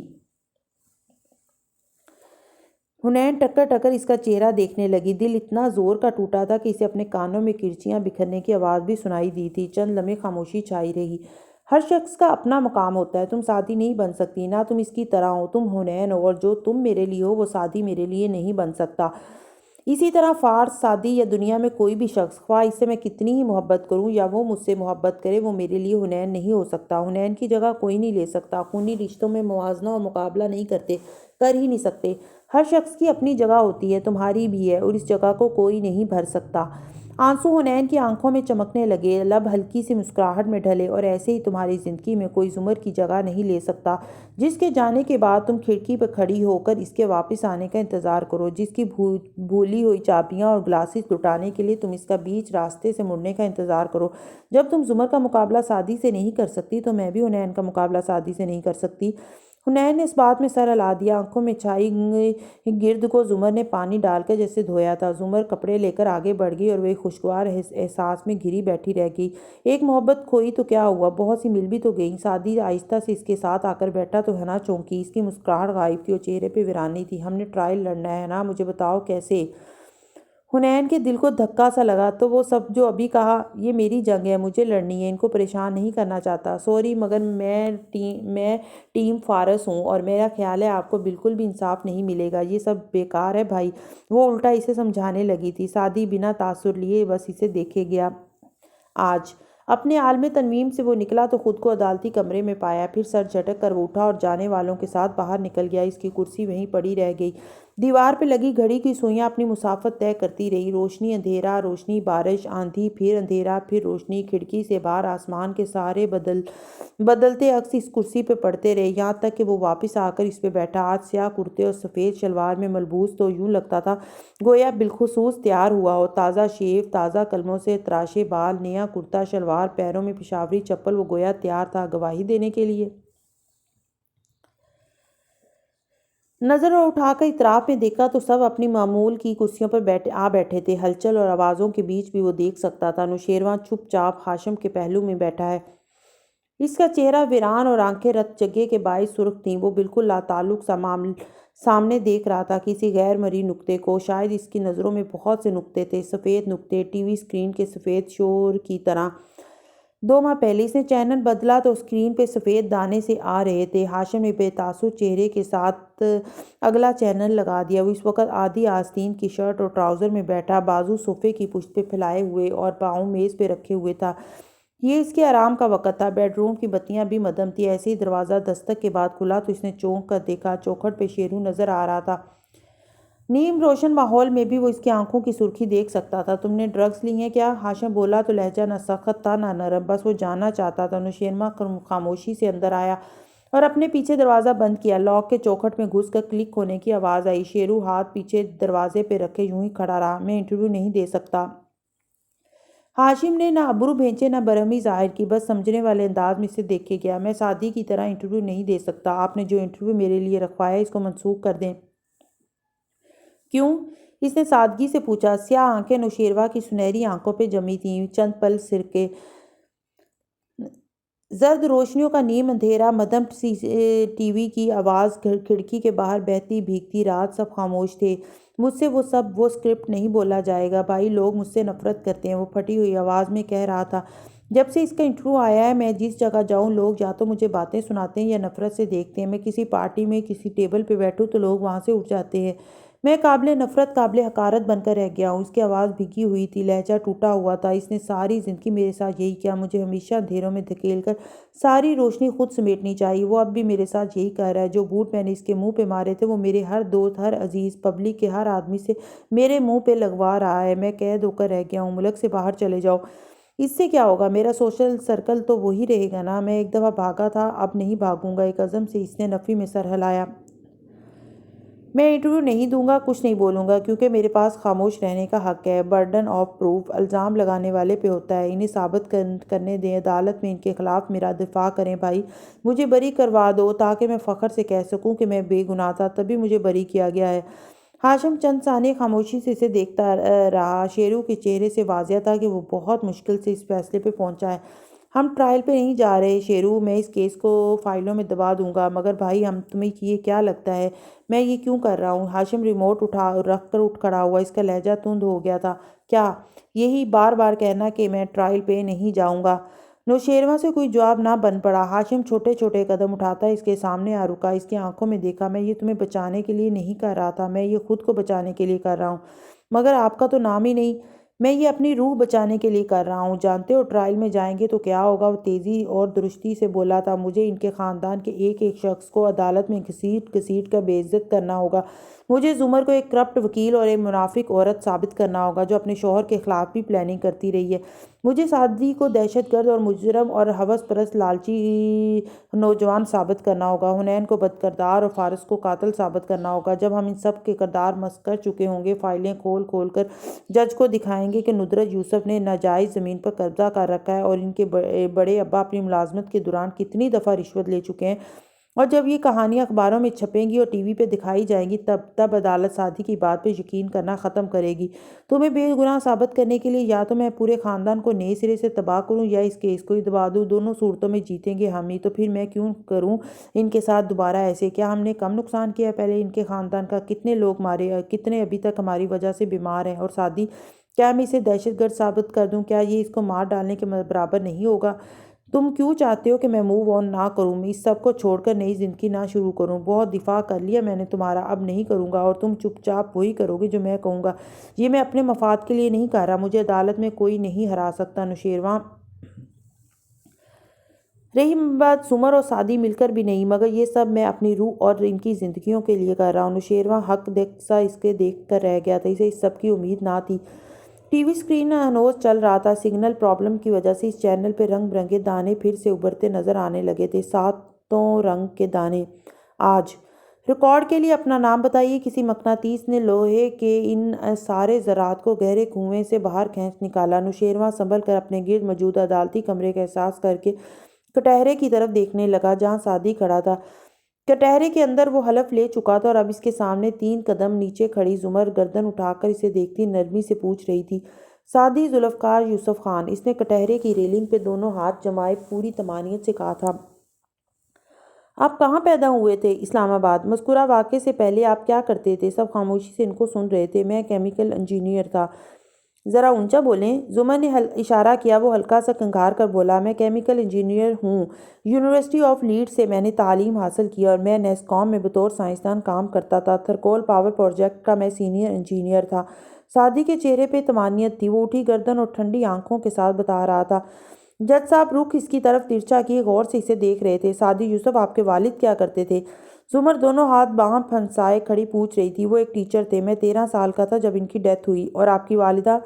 ابو کی ڈیتھ کے بعد انہوں نے ٹیچنگ شروع کی، ہمیں بڑا کیا، پھر بعد میں انہوں نے ریسٹورنٹ کھول لیا، کرائے پہ شاپ حاصل کی تھی، ہمارا گھر بھی کرائے کا تھا۔ زمر نے ذرا چہرہ موڑ کر جج صاحب کے تاثرات دیکھے، پھر واپس اس کی طرف گھومی۔ جج صاحب اینک کے پیچھے بے تاثر نظروں سے اسے دیکھتے رہے۔ تو آپ پھر لیڈز پڑھنے کیسے گئے؟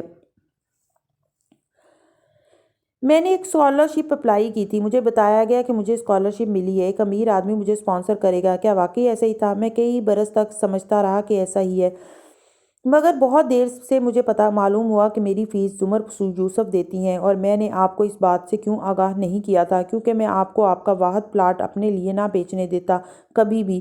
آپ نے مجھے بتائے بغیر اسے بیچا، پھر میری فیس بھری، 5 سال بھری۔ وہ اداسی سے مسکرایا۔ زمر بھی ہلکا سا مسکرائی۔ ماحول میں ایک نرم سے خلوص بھری محبت کی خوشبو آنے لگی۔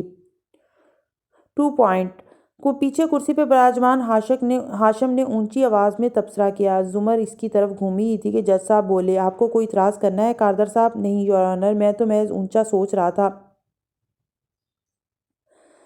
سادگی سے شانے اچکائی۔ اس خوشبو کا اثر ایک دم ٹوٹ سا گیا۔ زمر واپس گھومی، سلسلہ کلام وہیں سے جوڑا۔ سو جب بھی آپ یہ کہتے تھے کہ آپ اسکالرشپ پہ گئے ہیں، آپ اس اسکالرشپ کی حقیقت سے ناواقف ہوتے تھے؟ جی، اور جب آپ کو یہ معلوم ہوا تو آپ نے کبھی شو آف نہیں کیا؟ سعدی نے اس بات میں سر ہلایا۔ جہاں تک مجھے یاد ہے ایسا ہی ہے۔ نوشیروان فوراً ہاشم کی طرف جھکا۔ جب میں اس کے ریسٹورنٹ گیا تھا اور ایک بچہ میری کار کے نیچے آتے آتے بچا تھا، تب اس نے بھرے مجمع کے سامنے اسکالرشپ کی بات کی تھی۔ تب تو اس کو پتا تھا یہ جھوٹ بول رہا ہے۔ وہ جھوٹ نہیں بولے گا، اسے یاد نہیں ہوگا تو آبجیکٹ کرے نا۔ شیرو جھنجھلایا۔ ہاشم نے اسے گھورا۔ تاکہ ثابت ہو جائے کہ تم اس کے ریسٹورنٹ گئے تھے، چپ کر کے بیٹھو۔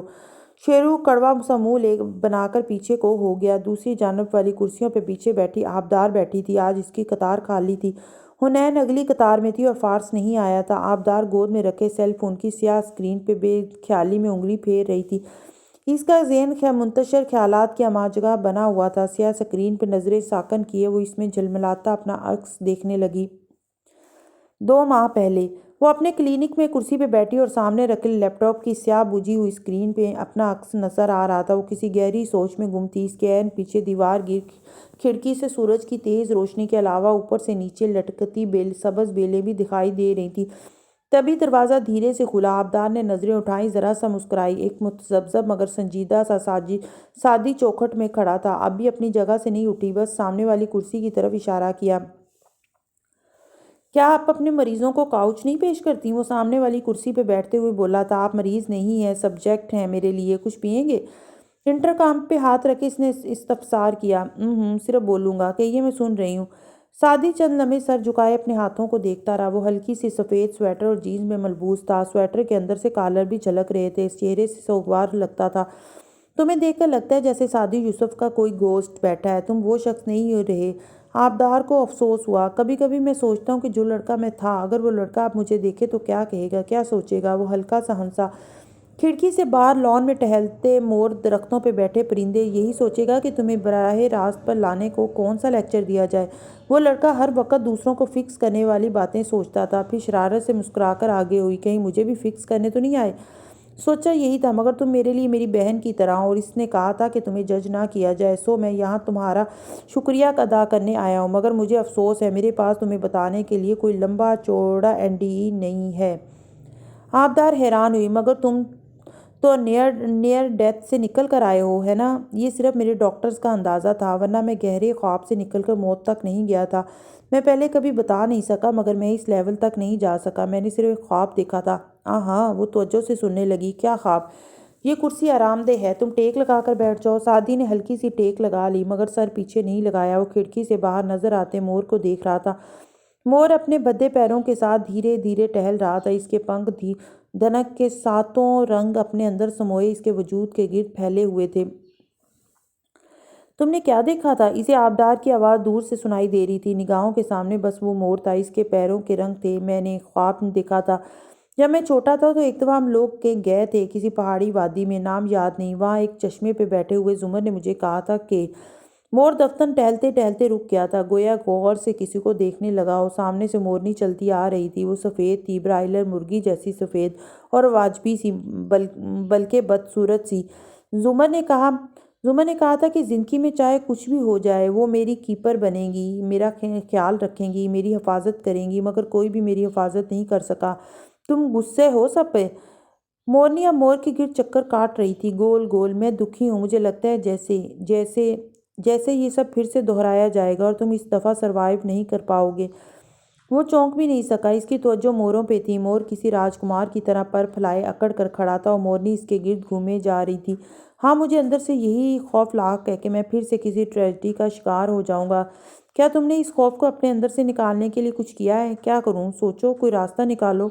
وہ آواز گو کہ دور سے آ رہی تھی، مگر اس میں رعب تھا، اثر انگیزی تھی، ایسی مضبوط تھی کہ وہ اسے جھٹلا بھی نہیں سکتا تھا، جیسے اس کا حکم ماننے پہ مجبور ہو۔ نظریں موروں پہ تھیں۔ مورنی اب مور کے قریب بیٹھ گئی تھی۔ کیسے نکالوں راستہ؟ صرف تم نکال سکتے ہو راستہ۔ مجھے انصاف چاہیے۔ ہم زندگی میں اکثر چیزوں کی تمنا کر کے سوچتے ہیں کہ جب مجھے یہ مل جائے گا تو میں بہت خوش ہو جاؤں گا۔ غلط۔ خوشی ہمارے اندر ہوتی ہے۔ اگر کچھ نہ ہو کر بھی ہم خوش نہیں ہیں تو کچھ پا کر بھی نہیں ہوں گے۔ ابھی سے ٹھیک ہونے کی مشق کرو گے تو ٹھیک ہو جاؤ گے۔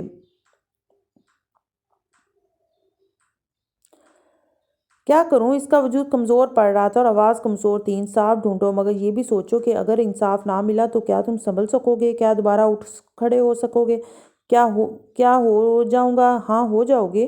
آواز میں یقین تھا، مضبوطی تھی، دھونس تھی۔ اس کا اثر دل تک ہوتا ہے، اس کا اثر دماغ پہ بھی ہوتا ہے۔ کیا کرنا ہوگا مجھے انصاف کے لیے؟ جو کرنا ہے تمہیں ہی کرنا ہے۔ نہ میں کچھ کر سکتی ہوں، نہ بابا، نہ زمر، نہ فارس۔ سب نے اپنی اپنی کر کے دیکھ لی۔ مختلف لوگوں نے مختلف طریقوں سے ہاشم کو اس مقام تک لانا چاہا کہ وہ تمہارا مقابلہ کورٹ میں کرے، مگر کوئی کامیاب نہیں ہو سکا۔ صرف تم یہ کر سکتے ہو۔ مور اب چپ چاپ اپنی مورنی کے قریب بیٹھ گیا، پروں کو سمیٹ لیا تھا۔ میں کچھ بھی نہیں کر سکتا، میں خود گناہ گار ہوں۔ اس کی آواز کانپی۔ یہاں سب گناہ گار ہیں سعدی، ہر ایک کو برے کاموں، بری لتوں سے نے جکڑ رکھا ہے۔ کوئی اپنے گناہوں کو جسٹیفائی کرتا رہتا ہے اور کوئی سیاہ کاریوں کے اندھیرے میں بھی ننھا سا دیا جلائے رکھتا ہے۔ سبھی گناہ گار ہیں، تم ہو تو کیا بڑی بات ہے؟ میں یہ کیسے کر سکتا ہوں؟ جو کوئی نہ کر سکا وہ میں کیسے کر سکتا ہوں؟ کیونکہ تم ہمیشہ وہی کرتے آئے ہو جو کوئی اور نہیں کر سکا۔ میں نے عرصہ پہلے تمہیں کہا تھا، تمہارے اندر ایک ہی خوبی ہے، تمہاری باتیں، اس کو استعمال کرو ایک دفعہ پھر۔ موروں کے جوڑے نے چکا جک کسی شے کو دیکھا تھا۔ وہ دونوں اٹھ کر آگے کو بھاگے۔ کھڑکی سے نظر آتے لون کے حصے سے وہ غائب ہو گئے۔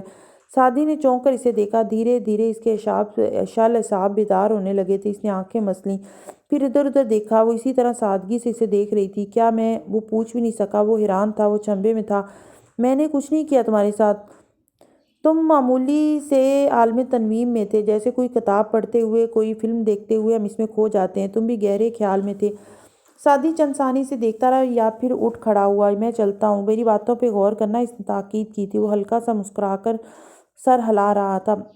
آج پہلی دفعہ آپ کا ہاشم کاردار سے تعارف کب ہوا؟ آبدار نے چہرہ اٹھا کر دیکھا۔ وہ کورٹ روم میں بیٹھی تھی اور دور سامنے کٹہرے کے نیچے کھڑے زمر سوالات کر رہی تھی۔ وہ سنبھل کر سیدھی ہوئی۔ 8 سال پہلے جب وہ اپنے والد مرحوم کے ساتھ میرے گھر آئے تھے اپنے ولیمے کا کارڈ دینے، اسٹینڈ پہ کھڑا سعدی بتا رہا تھا۔ آپ کا ان کے بارے میں پہلا تاثر کیا تھا؟ یہی کہ وہ بہت اچھا آدمی ہے۔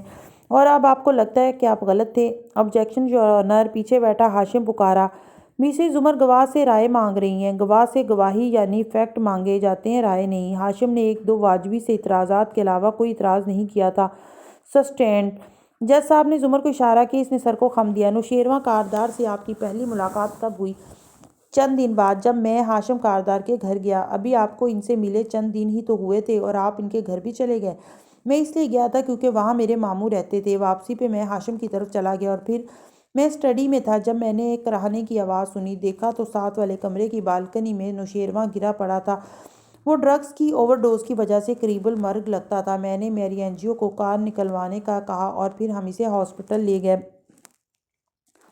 بہرحال وہ جلد ٹھیک ہو گیا۔ آپ یہ کہہ رہے ہیں کہ آپ نے اس کی جان بچائی؟ میں کہہ نہیں رہا، آپ سب گواہ ہیں اس کے۔ اوکے۔ زمر نے اس بات میں سر ہلایا کہ نکھیوں سے وہ مسلسل جج صاحب کے تاثرات بھی دیکھ رہی تھی۔ وہ اب ٹھوڑی تلے ہتھیلی جمائے کونی ڈیسک پہ ٹکائے متوجہ مگر سپاٹ چہرے کے ساتھ سادی کو دیکھ رہے تھے۔ مسز کاردار سے آپ کا کیا تعلق تھا؟ میں اپنی اور مسز کاردار کی تمام ای میلز کا ریکارڈ کورٹ میں جمع کرا چکا ہوں۔ ان سے ظاہر ہوتا ہے کہ وہ مجھے اپنے بیٹے کی جاسوسی کرنے کے لیے کہتی تھیں اور میں محض اس کی بھلائی کے لیے ان کو بتا دیتا تھا۔ اگر نوشیروان کسی غلط کام میں ملوث ہوتا تو بہت دفعہ میں نے نوشیروان کا پردہ بھی رکھا، مگر یہ ایک ماں کا حق تھا۔ لیکن جب نوشیروان کو آپ کے سامنے یونیورسٹی میں مارا پیٹا گیا تو آپ نے اسے کیوں نہیں بچایا؟ میں نے اپنے انٹرویو میں بتایا تھا کہ میں نے اس لیے نہیں بچایا کیونکہ ہاشم کاردار نے مجھے منع کیا تھا، کیونکہ اس نے خود اپنے بھائی کو پٹوایا تھا تاکہ وہ اس کی دوست آبدار عبید کو تنگ نہ کرے۔ یہ جھوٹ بول رہا ہے۔ جواہرات بے یقینی سے ہاشم کے قریب ہوئی۔ تم نے اس کو نہیں بتایا تھا؟ کیا اس کو پتا تھا بھائی؟ شیرو ہلکا سا گرایا۔ ہاشم خود بھی چونکا تھا۔ نہیں، اس نے نفی میں سر ہلایا۔ یہ جھوٹ کیوں بول رہا ہے؟ وہ حیران تھا۔ سو آپ یہ کہہ رہے ہیں کہ ہاشم جس لڑکی کو پسند کرتا تھا نوشیروان اس کو ہراساں کرنے لگا تھا؟ سو ہاشم نے اپنے ہی بھائی کو پٹوایا تھا؟ زمر کے لہجے میں بے یقینی تھی۔ ہاشم ابرو کٹھے کیے آگے کو ہوا، متحیر تھا۔ جی، جیسا کہ میں نے اپنے انٹرویو میں کہا تھا، ہاشم کی میل ابھی تک میرے پاس محفوظ ہے اور میں اس کی کاپی آپ کو دے چکا ہوں۔ آپ اس سے اندازہ کر سکتی ہیں کہ ہاشم ہی اپنے بھائی کا دشمن تھا، میں نہیں۔ وہ مسکرا کر کہہ رہا تھا۔ جب زمر نے ایک کاغذ جج صاحب کو اور ایک ہاشم کو پکڑایا تو ہاشم نے تیزی سے ناک پہ اینک لگائی اسے پڑھا۔ جواہرات اس کے کندھے سے جھک کر اسے پڑھ رہی تھی۔ سعدی اور زمر نے مسکراتی نظروں کا تبادلہ کیا۔ یوں لگتا تھا دفاع کی کرسیوں میں کھلبلی سی مچ گئی ہو۔ یہ تمہارا لکھنے کا سٹائل ہے۔ ای میل بھی درست لگ رہی ہے، فارنزک میں بھی درست ثابت ہوگی، ورنہ زمر اس کو جمع نہ کراتی۔ ہاشم یہ کیا ہے؟ جواہرات نے تلملا کر اسے گھورا۔ وہ نفی میں سر ہلا رہا تھا۔ یہ درست ہے، مگر یہ کسی نے بیک ڈیٹ پہ جا کر اب بھیجی ہے، کوئی جس کو ان امور میں مہارت ہو۔ اور چونک کر اس نے گردن موڑی۔ استغاثہ کی کرسیوں پہ پیچھے بیٹھی حنین کو دیکھا۔ وہ جج صاحب سے نگاہ بچا بچا کر ہاتھ پہ کچھ لکھ رہی تھی، پھر ہاتھ اٹھا کر ہتھیلی ہاشم کو دکھائی۔ بنگو! ہاشم نے اس کے چہرے کو دیکھا۔ وہ مسکرا کر شانے اچکا کر سامنے دیکھنے لگی۔ ہاشم گہری سانس لے کر سیدھا ہوا۔ وہ جھوٹ نہیں بول رہا۔ اس نے مدھم سرگوشی کی۔ وہ کہہ رہا ہے کہ یہ سب میں نے انٹرویو میں کہا تھا۔ یہ سچ ہے کہ وہ یہ سب انٹرویو میں کہہ چکا ہے۔ وہ یہ نہیں کہہ رہا کہ ایسا ہوا بھی تھا۔ ٹیکنیکلی یہ جھوٹ نہیں ہے اور وہ پکڑا نہیں جا سکتا۔ لعنت ہے! تو اس نے انٹرویو دنیا کو ایموشنل کرنے کے لیے نہیں دیا تھا، بلکہ عدالت میں اپنے الفاظ کی ہیرا پھیری کرنے کے لیے دیا تھا۔ میں نے ایک دفعہ بھی اس کا انٹرویو نہیں سنا۔ Dam it! ہاشم کاغذ لے کر اٹھا۔ یور آنر، یہ ای میل خود ساختہ ہے۔ میں نے ایسی کوئی میل سعدی کو نہیں کی۔ ریئلی ہاشم، کیا تم پردہ کر سکتے ہو؟ ہاشم، کیا تم پروو کر سکتے ہو؟ زمر نے سادگی سے آنکھیں جھپکائیں۔ ہاشم گہری سانس لے کر واپس بیٹھ گیا۔ ایک تیز نظر سعدی پہ ڈالی۔ اس نے بھی مسکرا کر کندھے اچکائے تھے۔ زمر واپس سعدی کی طرف گھومی۔ استغاثہ کے بینچ میں واضح تبدیلی دکھائی دیتی تھی۔ مسکراہٹیں بڑھ چکی تھیں۔ آرام دہ ماحول بن چکا تھا۔ زمر نے اگلا سوال پوچھنے سے پہلے غیر ارادی طور پر انگلی میں پہنی انگوٹھی کو گھما کر پیچھے دھکیلا۔ اس کا نیلا ہیرے جیسا چمکتا نگینہ ڈھیروں روشنیاں پھوٹنے لگا، ایسی خوبصورت روشنیاں کہ اگر تم ان میں دیکھنے لگو تو تمہاری آنکھیں چندھیا جائیں اور پھر تم کچھ اور نہ دیکھ سکو۔ ہیروں جیسی روشنیاں 2 ماہ پہلے، اور جب یہ روشنیاں چھٹیں تو سامنے خوبصورت وادی تھی۔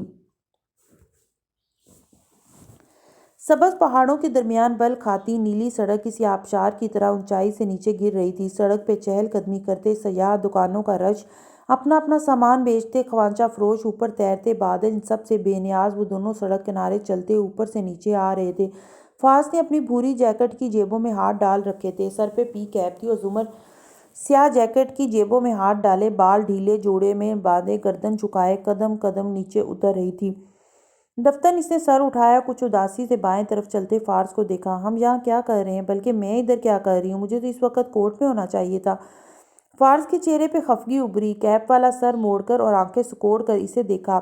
کیا ہم نے یہ فیصلہ نہیں کیا تھا کہ کم از کم ان 3-4 دنوں میں ہم نوشیروان کے ٹرائل کی بات نہیں کریں گے؟ میں اس ٹرائل کی بات نہیں کر رہی، کل اس کی پیشی تھی اور نہ ہاشم گیا نہ میں اپنے کورٹ کیسز کی بات کر رہی ہوں۔ میں ایسے ہی ادھر آ گئی، میرا اتنا کام پڑا ہے پیچھے۔ اس نے سر کو ذرا جھٹک کر گال کو چھوتی گھنگریالی لٹ پرے ہٹانی چاہی۔ گرم جیبوں سے ہاتھ نہیں نکالے۔ لٹ کان تک گئی اور پھسل کر واپس گال پہ آ گئی۔ جی ہاں جانتا ہوں، پتہ ہے مجھے آپ وکیل کیا کرتے ہیں، لمبی لمبی فیسیں لے کر تاریخ پہ تاریخ دیتے جاتے ہیں۔ آپ کی چند دن کی غیر حاضری سے کسی کا کوئی نقصان نہیں ہوگا، ویسے بھی عدالت میں جا کر آپ نے جھوٹ ہی بولنا ہوگا۔ اچھا ہے نا، چند دن آپ کے اس بائیں کندھے والے نگہبان کو ریسٹ ملے گا۔ ہاں ہاں، تم تو جیسے جیل میں ناطے پڑتے تھے نا، لنگر بٹوایا کرتے تھے، مسکرا کر مگر تندھی سے بولی تھی۔ فاس نے جیبوں سے ہاتھ نکال کر جیکٹ کا کالر جھٹکا۔ سوشل ورک کرتا تھا میں، ہاں، کسی کی پسلی توڑی تو کسی کا جبڑا، سوشل ورک، رائٹ۔ استغفر اللہ، کیوں میری مقبولیت سے جلتی ہیں؟ وہ مسکراہٹ دبا کر سنجیدگی سے کہہ رہا تھا۔ ٹھنڈی سی سرمئی سڑک کے ارد گرد پھیلے سبز پہاڑوں سے قطن بے نیاز وہ دونوں چلتے جا رہے تھے۔ جیل میں لوگ مجھے پسند کرتے تھے، غلط، تم سے ڈرتے تھے۔ کچہری میں لوگ آپ سے نہیں ڈرتے ہیں کیا؟ میری عزت کرتے ہیں، جی ہاں، بڑی عزت سے، آپ کو چڑیل کہتے ہیں۔ فارس غازی، وہ خفگی سے ایک دم گھوم کر اس کے سامنے آئی۔ فارس کے قدم رک گئے، مسکراہٹ دبا کر اس کے چہرے کو دیکھا جو برہمی سے تمتمانے لگا تھا۔ ہم 3 دن کی بریک پہ آئے ہیں اور تم اس طرح کی باتوں سے باز نہیں آتے جو مجھے غصہ دلاتی ہیں۔ آپ کو کون سی باتیں غصہ نہیں دلاتی؟ مگر اس نے انگلی اٹھا کر تنبیہ کی۔ وعدہ کرو مجھ سے، کم از کم ان 3 دنوں میں اب تم کوئی بدکلامی نہیں کرو گے۔ فارس نے تابعداری سے دونوں ہاتھ اٹھا دیے۔ ریئلی سوری، میں واقعی چاہتا ہوں کہ ہمارا یہ سفر خوشگوار رہے، اس لیے میں وعدہ کرتا ہوں کہ ان 3 دنوں میں کوئی سچ نہیں بولوں گا۔ اسے پھر سے غصہ آیا مگر ہنس دی اور سر جھٹک کر واپس چلنے لگی۔ وہ بھی مسکرا کر نیچے اترنے لگا۔ وہ دونوں ساتھ ساتھ تھے، کندھے سے کندھا، کوہنی سے کوہنی، برابر ہم قدم۔ رش بڑھ رہا تھا۔ وہ جس گلی میں اتر آئے تھے وہاں دونوں اطراف میں دکانیں تھیں، لوگوں کا شور، گہما گہمی عروج پہ تھی۔ کہیں سے پکوڑے اور باربیکیو کی مہک بھی آتی محسوس ہوتی تھی۔ زمر نے شاپس کی قطار کو دیکھ کر کہا، ویسے تو تم نے مجھے کبھی گفٹ نہیں دیا، وہ سوچتے ہوئے بولی تھی۔ فارس نے بے یقینی سے اسے دیکھا، اور وہ جسے آپ میرے تیسرے سسر کے حوالے کرائی تھی وہ کیا تھا؟ اوہ، زمر نے ناک سکوڑی، تب میں تمہاری بیوی نہیں تھی۔ میں چاہتی ہوں کہ تم اب مجھے کچھ لے کر دو، ڈھیر سارے پیسے خرچ کر کے ایک قیمتی سا گفٹ۔ مفت تو وہ لونگ بھی نہیں تھی، اس میں ڈائمنڈ تھا، پتہ ہے کتنے کا آتا ہے؟ وہ جل کر بولا تھا۔ اف فارس، اس نے شدید خفگی سے اسے دیکھا۔ دونوں وادی کے بازار کے بیچ میں سڑک پہ آمنے سامنے رک کر کھڑے تھے۔ اب کیا تحفے کی قیمت بتاؤ گے؟ بل بھی دکھا سکتا ہوں۔ کتنے کنجوس، ایک تحفہ تک نہیں لے سکتے میرے لیے؟ پہلی بیوی کو تو بہت تحفے دیتے تھے، ساڑیاں، ہینڈ بیگز، اس کو شوق تھا۔ زمر نے پلکیں جھپکا کر کھولی۔ مجھے نہیں ہے کیا تمہیں؟ فارس ہنسا اور ناک سے مکھی اڑائی۔ تمہیں ساڑیاں اور ہینڈ بیگز کون دے؟ تمہارے لیے سب سے بڑا تحفہ پتہ ہے کیا ہوگا؟ کسی وکیل کے کمپیوٹر کا ڈیٹا چرا کر دے دو تاکہ تم اسے بلیک میل کر سکو۔ کسی کے غیر قانونی پلاٹ قبضے کے خلاف ثبوت اکٹھے کر کے دو تاکہ تم اس کو جیل بھیج سکو۔ تمہیں میں اس طرح کے بہت سے تحفے دے سکتا ہوں۔ بتاؤ، چلو بتاؤ، شروع کہاں سے کریں؟ زمر نے خفگی سے اس کی کوہنی پہ ہتھیلی بند کر کے ماری اور پھر آگے بڑھ گئی۔ وہ تیزی سے پیچھے آیا۔ یار میرے پاس اتنے پیسے نہیں ہیں۔ پھر رکا، آنکھوں میں چمک اتری، ہلکا سا مسکرایا۔ بلکہ میرے پاس پیسے ہیں۔ تمہارا مطلب ہے میرے پیسے؟ واٹ ایور، تم بتاؤ تمہیں کیا چاہیے؟ اس کے انداز پہ وہ رکی، گردن گھما کر ابرو اٹھا کر اسے سوالیہ انداز میں دیکھا۔ فارس نے سر کو خم دیا۔ مجھے، اس نے لب آپس میں مس کیے، اوپر نگاہ اٹھا کر سوچا، مجھے ڈائمنڈز چاہیے، بہت خوبصورت اور قیمتی ڈائمنڈز، بلکہ ادھر مارکیٹ میں آگے جا کر بہت اچھے اچھے جیولرز ہیں۔ چلو میرے ساتھ اور مجھے کچھ لے کر دو، میں بہت خوش ہوں گی۔ جو حکم۔ وہ گہری سانس لے کر اس کے ساتھ چلنے لگا۔ ہاں، یہ خوش ہو لیں، اگلا بندہ چاہے کنگال ہو جائے، ڈائمنڈ چاہیے ہوں۔ چہرے کے زاویے بگڑے بگڑے سے تھے۔ چند ثانیے دونوں خاموشی سے چلتے رہے، مختلف بولیاں اور شور سنتے رہے۔ پھر وہ بولا، ویسے تم نے اس سب سے پہلے کبھی میرے بارے میں سوچا تھا؟ برسوں پہلے۔ ان باتوں کا اب کیا فائدہ فارس؟ بتاؤ نا۔ وہ مصر تھا، پھر ایک دم سمجھنے والے انداز میں بولا، ویسے میں جانتا ہوں کہ تمہارے لیے یہ یاد کرنا مشکل ہوگا کیونکہ تم فطرتاً ایک انتہائی خود غرض،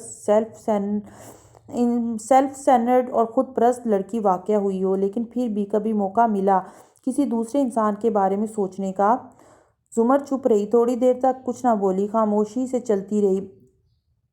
تم مجھے برے کبھی نہیں لگے، بلکہ میں تمہاری بہت عزت کرتی تھی، ہمیشہ تمہیں ہاشم سے کمپیئر کرتی تھی، تمہاری سب کے سامنے تعریف کرتی تھی۔ اگر مجھے پتہ ہوتا کہ تمہارا میرے لیے پرپوزل آیا ہے تو میں کبھی انکار نہ کرتی اور سوچنے کے لیے ایک دن سے زیادہ وقت نہ لیتی۔ اچھا، وہ مسکرایا، مجھے نہیں پتا تھا کہ تم شروع سے ہی مجھ سے محبت کرتی تھی۔ ایک منٹ، میں نے ایسا کچھ نہیں کہا۔ وہ غصہ ہوئی تھی، مجھے تو صرف یہی سنائی دیا۔ وہ اور بھی بہت کچھ کہنے لگا، پھر رک کر ساتھ چلتے ایک ریڑھی بان کی ریڑھی کو دیکھنے لگا۔ اس پہ رنگ برنگی ڈھیروں چیزیں رکھی تھی، کلپ، پنیں، جیولری۔ زمر نے اس کی نگاہوں کا تعاقب کیا۔ تمہیں اچھی لگی یہ فارس؟ وہ ایک انگوٹھی کو دیکھ رہا تھا۔ وہ چونکا پھر سنبھل کر مسکرایا، نہیں میں اس لیے نہیں دیکھ رہا تھا، اور میں مذاق کر رہا تھا، میرے پاس ہیں پیسے، میں تمہیں کسی اچھی سی جیولری شاپ سے قیمتی ڈائمنڈس لے دوں گا، چلو۔ مگر وہ نہیں ہلی، آگے بڑھ کر ریڑھی سے پلاسٹک ریپر میں لپٹی انگوٹھی اٹھائی، الٹ پلٹ کر دیکھی، پھر فارس کو دیکھا، تم مجھے یہی لے دو، مذاق اڑا رہی ہو کیا؟ وہ دبی آواز میں خفگی سے بولا، ہوں توانیت سے مسکرائی، مجھے قیمتی زیور چاہیے تھا، مہنگا نہیں، اتنا تو پڑھ سکتی ہوں تمہیں کہ معلوم ہو جائے یہ اچھی لگی ہے تمہیں۔ تحفوں کی قیمت نہیں دیکھی جاتی، ان کے ساتھ جڑی فیلنگز دیکھی جاتی ہیں۔ فرمائشیں قیمتی چیز کی کرنی چاہیے، ضروری نہیں ہے کہ وہ مہنگی ہی ہوں۔ اس نے ریپر فارس کی طرف بڑھایا اور وہ ہلکا سا مسکرایا، پھر والیٹ نکال کر ریڑھی باندھ کو ادائیگی کرنے لگا۔ چند لمحے بعد وہ دونوں وہیں ٹھیلوں اور سٹالز کے ساتھ کھڑے تھے، اور فارس وہ نیلے پتھر والی ہیروں کی سی چمک لیے انگوٹھی اسے پہنا رہا تھا جو 250 روپے کی تھی۔ زمر نے اسے پہن کر ہاتھ اوپر اٹھا کر دیکھا، سورج کی کرنوں کے نقلی ہیرے سے ٹکرانے پر اصلی روشنیاں پھوٹنے لگی تھیں، یوں کہ سارے میں روشنی چھا گئی، تیز نیلی روشنی۔ آج جب وہ بوجھی تو انگوٹھی زمر کی انگلی میں تھی، اور ہاتھ سے اوپر کلائی پہ سیاہ کوٹ کی آستین جھلکتی تھی۔ نظر اٹھا کر دیکھو تو وہ اس روشن سے کمرہ عدالت میں کٹہرے کے سامنے کھڑی تھی اور سعدی یوسف سے پوچھ رہی تھی، قید کے دوران آپ سے کون کون ملنے آتا تھا؟ ہاشم کاردار، جواہرات کاردار، کرنل خاور جس کو بعد میں میرے ساتھ قید کر دیا گیا، اس کے علاوہ چند ایک بار آبدار عبید آئی تھی۔ وہ اس پیار سے انداز میں بتاتا گیا۔ حاضرین میں بیٹھی آبدار سر جھکا کر موبائل دیکھنے لگی۔ میں جانتی ہوں یہ آپ کے لیے تکلیف دہ ہوگا سعدی، لیکن کیا آپ قید کے پہلے روز یا آخری روز تک کی داستان مختصراً یہاں سنانا چاہیں گے؟ جی میرے لیے بالکل، یہ میرے لیے تکلیف دہ ہے۔ سعدی نے کرب سے آنکھیں بند کی اور پھر کھولیں، مگر اپنی کہانی کا ان کہا یا ان سنا رہ جانا زیادہ تکلیف دہ ہے۔ بہرحال جیسا کہ میں نے اپنے انٹرویو میں بتایا تھا، مجھے سب سے پہلے ایک ہسپتال لے جایا گیا۔ وہاں ایک دفعہ میں نے باتھ روم کے روشن دان کو، اور ہاشم نے تپ کر نفی میں سر جھٹکا تھا۔ واہ، اب یہ انٹرویو کے نام پہ اپنی مرضی کی کہانی کاٹ چھانٹ کر سنائے گا۔ سعدی کو دیکھو تو وہ کٹہرے پہ ہاتھ رکھے کھڑا کہانی سنا رہا تھا۔ اس کے لب ہل رہے تھے، مگر اسے خود کو اپنی آواز بھی سنائی نہیں دے رہی تھی۔ بھوری آنکھوں میں بھورے شعلے سے جل بجھ رہے تھے۔ ہر دفعہ پلکیں جھپکنے پہ نیا منظر ابھرتا، اور ایسے تیزی سے ابھرتا کہ دیکھنے والا اندر ڈوب جائے، دور اندر۔ مورچال 2 ماہ پہلے مورچال میں زمر اور فارس کی غیر موجودگی نے عجیب ویرانی کر رکھی تھی۔ حنین کو نت نئے شوق چڑھ گئے تھے۔ ہر وقت گھر کے کسی کونے میں کھڑی ہوتی، گردن اٹھائے تنقیدی نگاہوں سے در و دیوار کا جائزہ لیتی نظر آ رہی تھی۔ بلکہ نظر کہاں آتی، وہ تو مصروف ہو گئی تھی، بیٹھ کر خاکے بناتی رہتی یا ہوم امپروومنٹ اور ہوم ڈیکور کی ویب سائٹس دیکھتی رہتی۔ اب وہ لوگوں سے بات کم کرتی تھی، ان کے پیچھے کھڑکی دیواریں زیادہ دیکھتی تھی۔ یہاں ایسا فریم لگاؤں، یہاں ایسا 3D آرٹ ٹھونکوں، یہاں وال مورال ہونا چاہیے، اور ایسے میں سعدی اپنے کمرے میں یوں ہی اداس سا بیٹھا تھا۔ دروازہ کھلا تھا اور سامنے والے کمرے سے ندرت کے لتاڑنے، ڈانٹنے اور پھر رک کر سمجھانے کی آوازیں آ رہی تھی۔ مخاطب اسامہ تھا، جو اکھڑا اکھڑا سا بیٹھا تھا، قد لمبا ہوا تھا، مگر سمجھ نہیں کہ ندرت کا موقف تھا کہ وہ مغرب کی نماز کے بعد مسجد سے سیدھا گھر آئے گا، اور اگر تمہارا کوئی دوست کبھی گھر کے دروازے تک آیا نا، تو میں نے جوتا اٹھا کر مار کر وہیں گنجا کر دینا ہے۔ یہ گھروں تک لانے والی دوستیاں ذرا پسند نہیں مجھے۔ آگے سعدی کی مثالیں۔ اسامہ کو برا لگ رہا تھا۔ میں کوئی برے لڑکوں سے دوستی تو نہیں کرتا، اور سعدی بھائی کا زمانہ اور تھا، اور آپ مجھ پہ شک کیوں کرتی ہیں؟ سعدی آرام سے اٹھا، دروازہ بند کر دیا، آوازوں کا راستہ رک گیا۔ جانتا تھا یہ مسئلے اگلے 5-6 سال تک چلیں گے۔ بچوں کی آنکھوں پہ پابندی پٹی اترنے کے لیے کم از کم بھی 20 سال کی عمر کو پہنچنا ہوتا ہے۔ کھینچنے اور نوچنے یا سراخ چھیدنے سے فائدہ کم اور نقصان زیادہ ہوتا ہے۔ بس دھیرے دھیرے پٹی ڈھیلی کرنی ہوتی ہے، اور بہت سی باتوں سے صرف صرف نظر اور ڈھیر ساری توجہ۔ مگر ابھی وہ امی کو سمجھانے کے موڈ میں نہیں تھا۔ ابھی وہ خود سمجھنا چاہتا تھا، اپنا دماغ سوچوں سے خالی کرنا چاہتا تھا، کوئی روزن کھلے، کوئی روشنی آئے۔ وہ اسٹڈی ٹیبل پہ آ بیٹھا۔ یہ اس کے چھوٹے باغیچے والے گھر سے مختلف اور زیادہ خوبصورت تھی، مگر اجنبی لگتی تھی۔ کونے میں چند کتابوں کے اوپر قرآن مجید رکھا تھا۔ سعدی نے اسے اٹھایا اور چند لمحے اس کتاب کو ہاتھ میں لیے بیٹھا رہا۔ وہ بھاری تھی، مگر دلوں کو ہلکا کر دیتی تھی۔ ایک گہری سانس لے کر اس نے صفحے پلٹائے۔ میں پناہ مانگتا ہوں اللہ تعالیٰ کی دھتکارے ہوئے شیطان سے، اور کہا انہوں نے جنہوں نے کفر کیا، کہ جب ہو جائیں گے ہم مٹی، اور ہمارے باپ دادا بھی، تو کیا ہم پھر قبروں سے نکالے جائیں گے؟ بلا شبہ ہوتا رہے ہم سے یہ وعدہ، ہم سے اور ہمارے باپ دادا سے اس سے پہلے، نہیں ہے یہ مگر پہلوں کی کہانیاں۔ کہہ دو کہ چلو پھرو زمین میں، پھر دیکھو کہ کیا انجام ہوا مجرموں کا۔ نہ غم کرنا ان پر، اور نہ تنگی میں ہونا اس سے جو چالیں یہ چل رہے ہیں، اور کہتے ہیں کہ کب ہوگا یہ وعدہ پورا۔ اگر تم سچوں میں سے ہو کہہ دو کہ شاید کہ آ پہنچا ہو نزدیک تمہارے کچھ اس میں سے جس کی تم جلدی کر رہے ہو۔ اس نے ایک ٹھنڈی آہ بھری۔ اللہ تعالیٰ، میرا دل بہت ٹوٹا ہوا ہے، بہت ویران ہے، اور اب میں امید بھی کھوتا جا رہا ہوں کہ کبھی مجھے بھی انصاف ملے گا۔ کیا دور اندر مجھے لگتا ہے کہ میں بھی تو گناہ گار ہوں، کسی پہ قتل کا الزام لگایا ہے، 2 قتل بھی کیے ہیں، یہی تو ہاشم کے جرائم تھے، قتل کا الزام فارس پہ اور 2 قتل لوگوں کا قتل، گناہ ویسے ہی ہیں، تو کیا گناہ گار بھی ویسا ہی ہوں؟ ہولے سے سر جھٹکا۔ پتہ نہیں میرے ساتھ کیا ہوگا، لیکن کیا ان کے ساتھ کبھی کچھ ہوگا یا نہیں؟ کیا مجھے انصاف ملے گا؟ اللہ، مجھے قیامت والے حساب سے پہلے یہاں کا حساب چاہیے تاکہ کوئی تو عبرت پکڑے۔ مگر اللہ تعالیٰ، جب انسان کے باپ دادا کو سزا نہیں ملتی، والدین کو ان کی سیاہ کاریوں کے باعث کوئی نہیں پکڑتا، یا خود ہمارے ماضی میں ہمارے گناہوں پہ کوئی پکڑ نہیں ہوتی، تو ہمیں لگتا ہے کہ گناہ جسٹیفائڈ تھے، اللہ کو وہ برے نہیں لگے، ہم نئے گناہ کرتے جاتے ہیں، یہ سوچ کر کہ ایسے فتوے اور ایسی نصیحتیں پہلے بھی سن رکھی ہیں، مگر اللہ راضی ہے ہم سے۔ لیکن اللہ کی شریعت فلیکسیبل تو نہیں ہے نا کہ ہر کسی کے لیے الگ الگ رخ پہ مڑ جائے، اصول تو برابر ہیں سب کے لیے، پھر ہم اتنے لاپرواہ کیوں ہو جاتے ہیں؟ پھر وہ لوگ اتنے لاپرواہ کیوں ہیں؟ اور پھر وہ چونکا۔ لیکن اگر میں یہ سمجھوں کہ ان کو سزا نہیں ملے گی ان کے باپ دادا کی طرح، تو یہ کفر ہے، امید چھوڑنا کفر ہے۔ تو پھر اس نے چھمبے سے کلام مجید کے اوراق کو دیکھا۔ کیا میں امید رکھوں؟ کیا میں زمین میں چل پھر کر دیکھوں، ان تمام کیسز کو دیکھوں جن کے فیصلے آئے ہیں، ان تمام لوگوں کا انجام دیکھوں جو عدالتی حکم کے بغیر ہی قدرتی آفات کا شکار ہوئے تھے؟ تو کیا ہمیں کبھی امید نہیں چھوڑنی چاہیے؟ میں غم کو ترک کر دوں اور دل کی تنگی سے خود کو نکالوں؟ اللہ، ان آیات پہ غور کرو تو میرے کرنے کا کوئی کام نہیں ہے، انصاف اور عذاب اللہ دے گا، بس مجھے وہ یہ کہتا ہے کہ غم نہ کرو، دل کی تنگی کا شکار نہ ہو، کیونکہ یہ چیزیں امید لے جاتی ہیں۔ ان لوگوں کی مدت شاید قریب ہو، بہت قریب، میں نے کچھ نہیں کرنا، صرف ترک غم کرنا ہے۔ یہ وسائل، پیسہ، تعلقات، عدالتی کارروائی کی جنگ نہیں ہے، یہ حساب کی جنگ ہے، اور غم مجھے گھول دے گا۔ مجھے اب غم نہیں کرنا، مجھے اللہ تعالیٰ کی بات ماننی ہے۔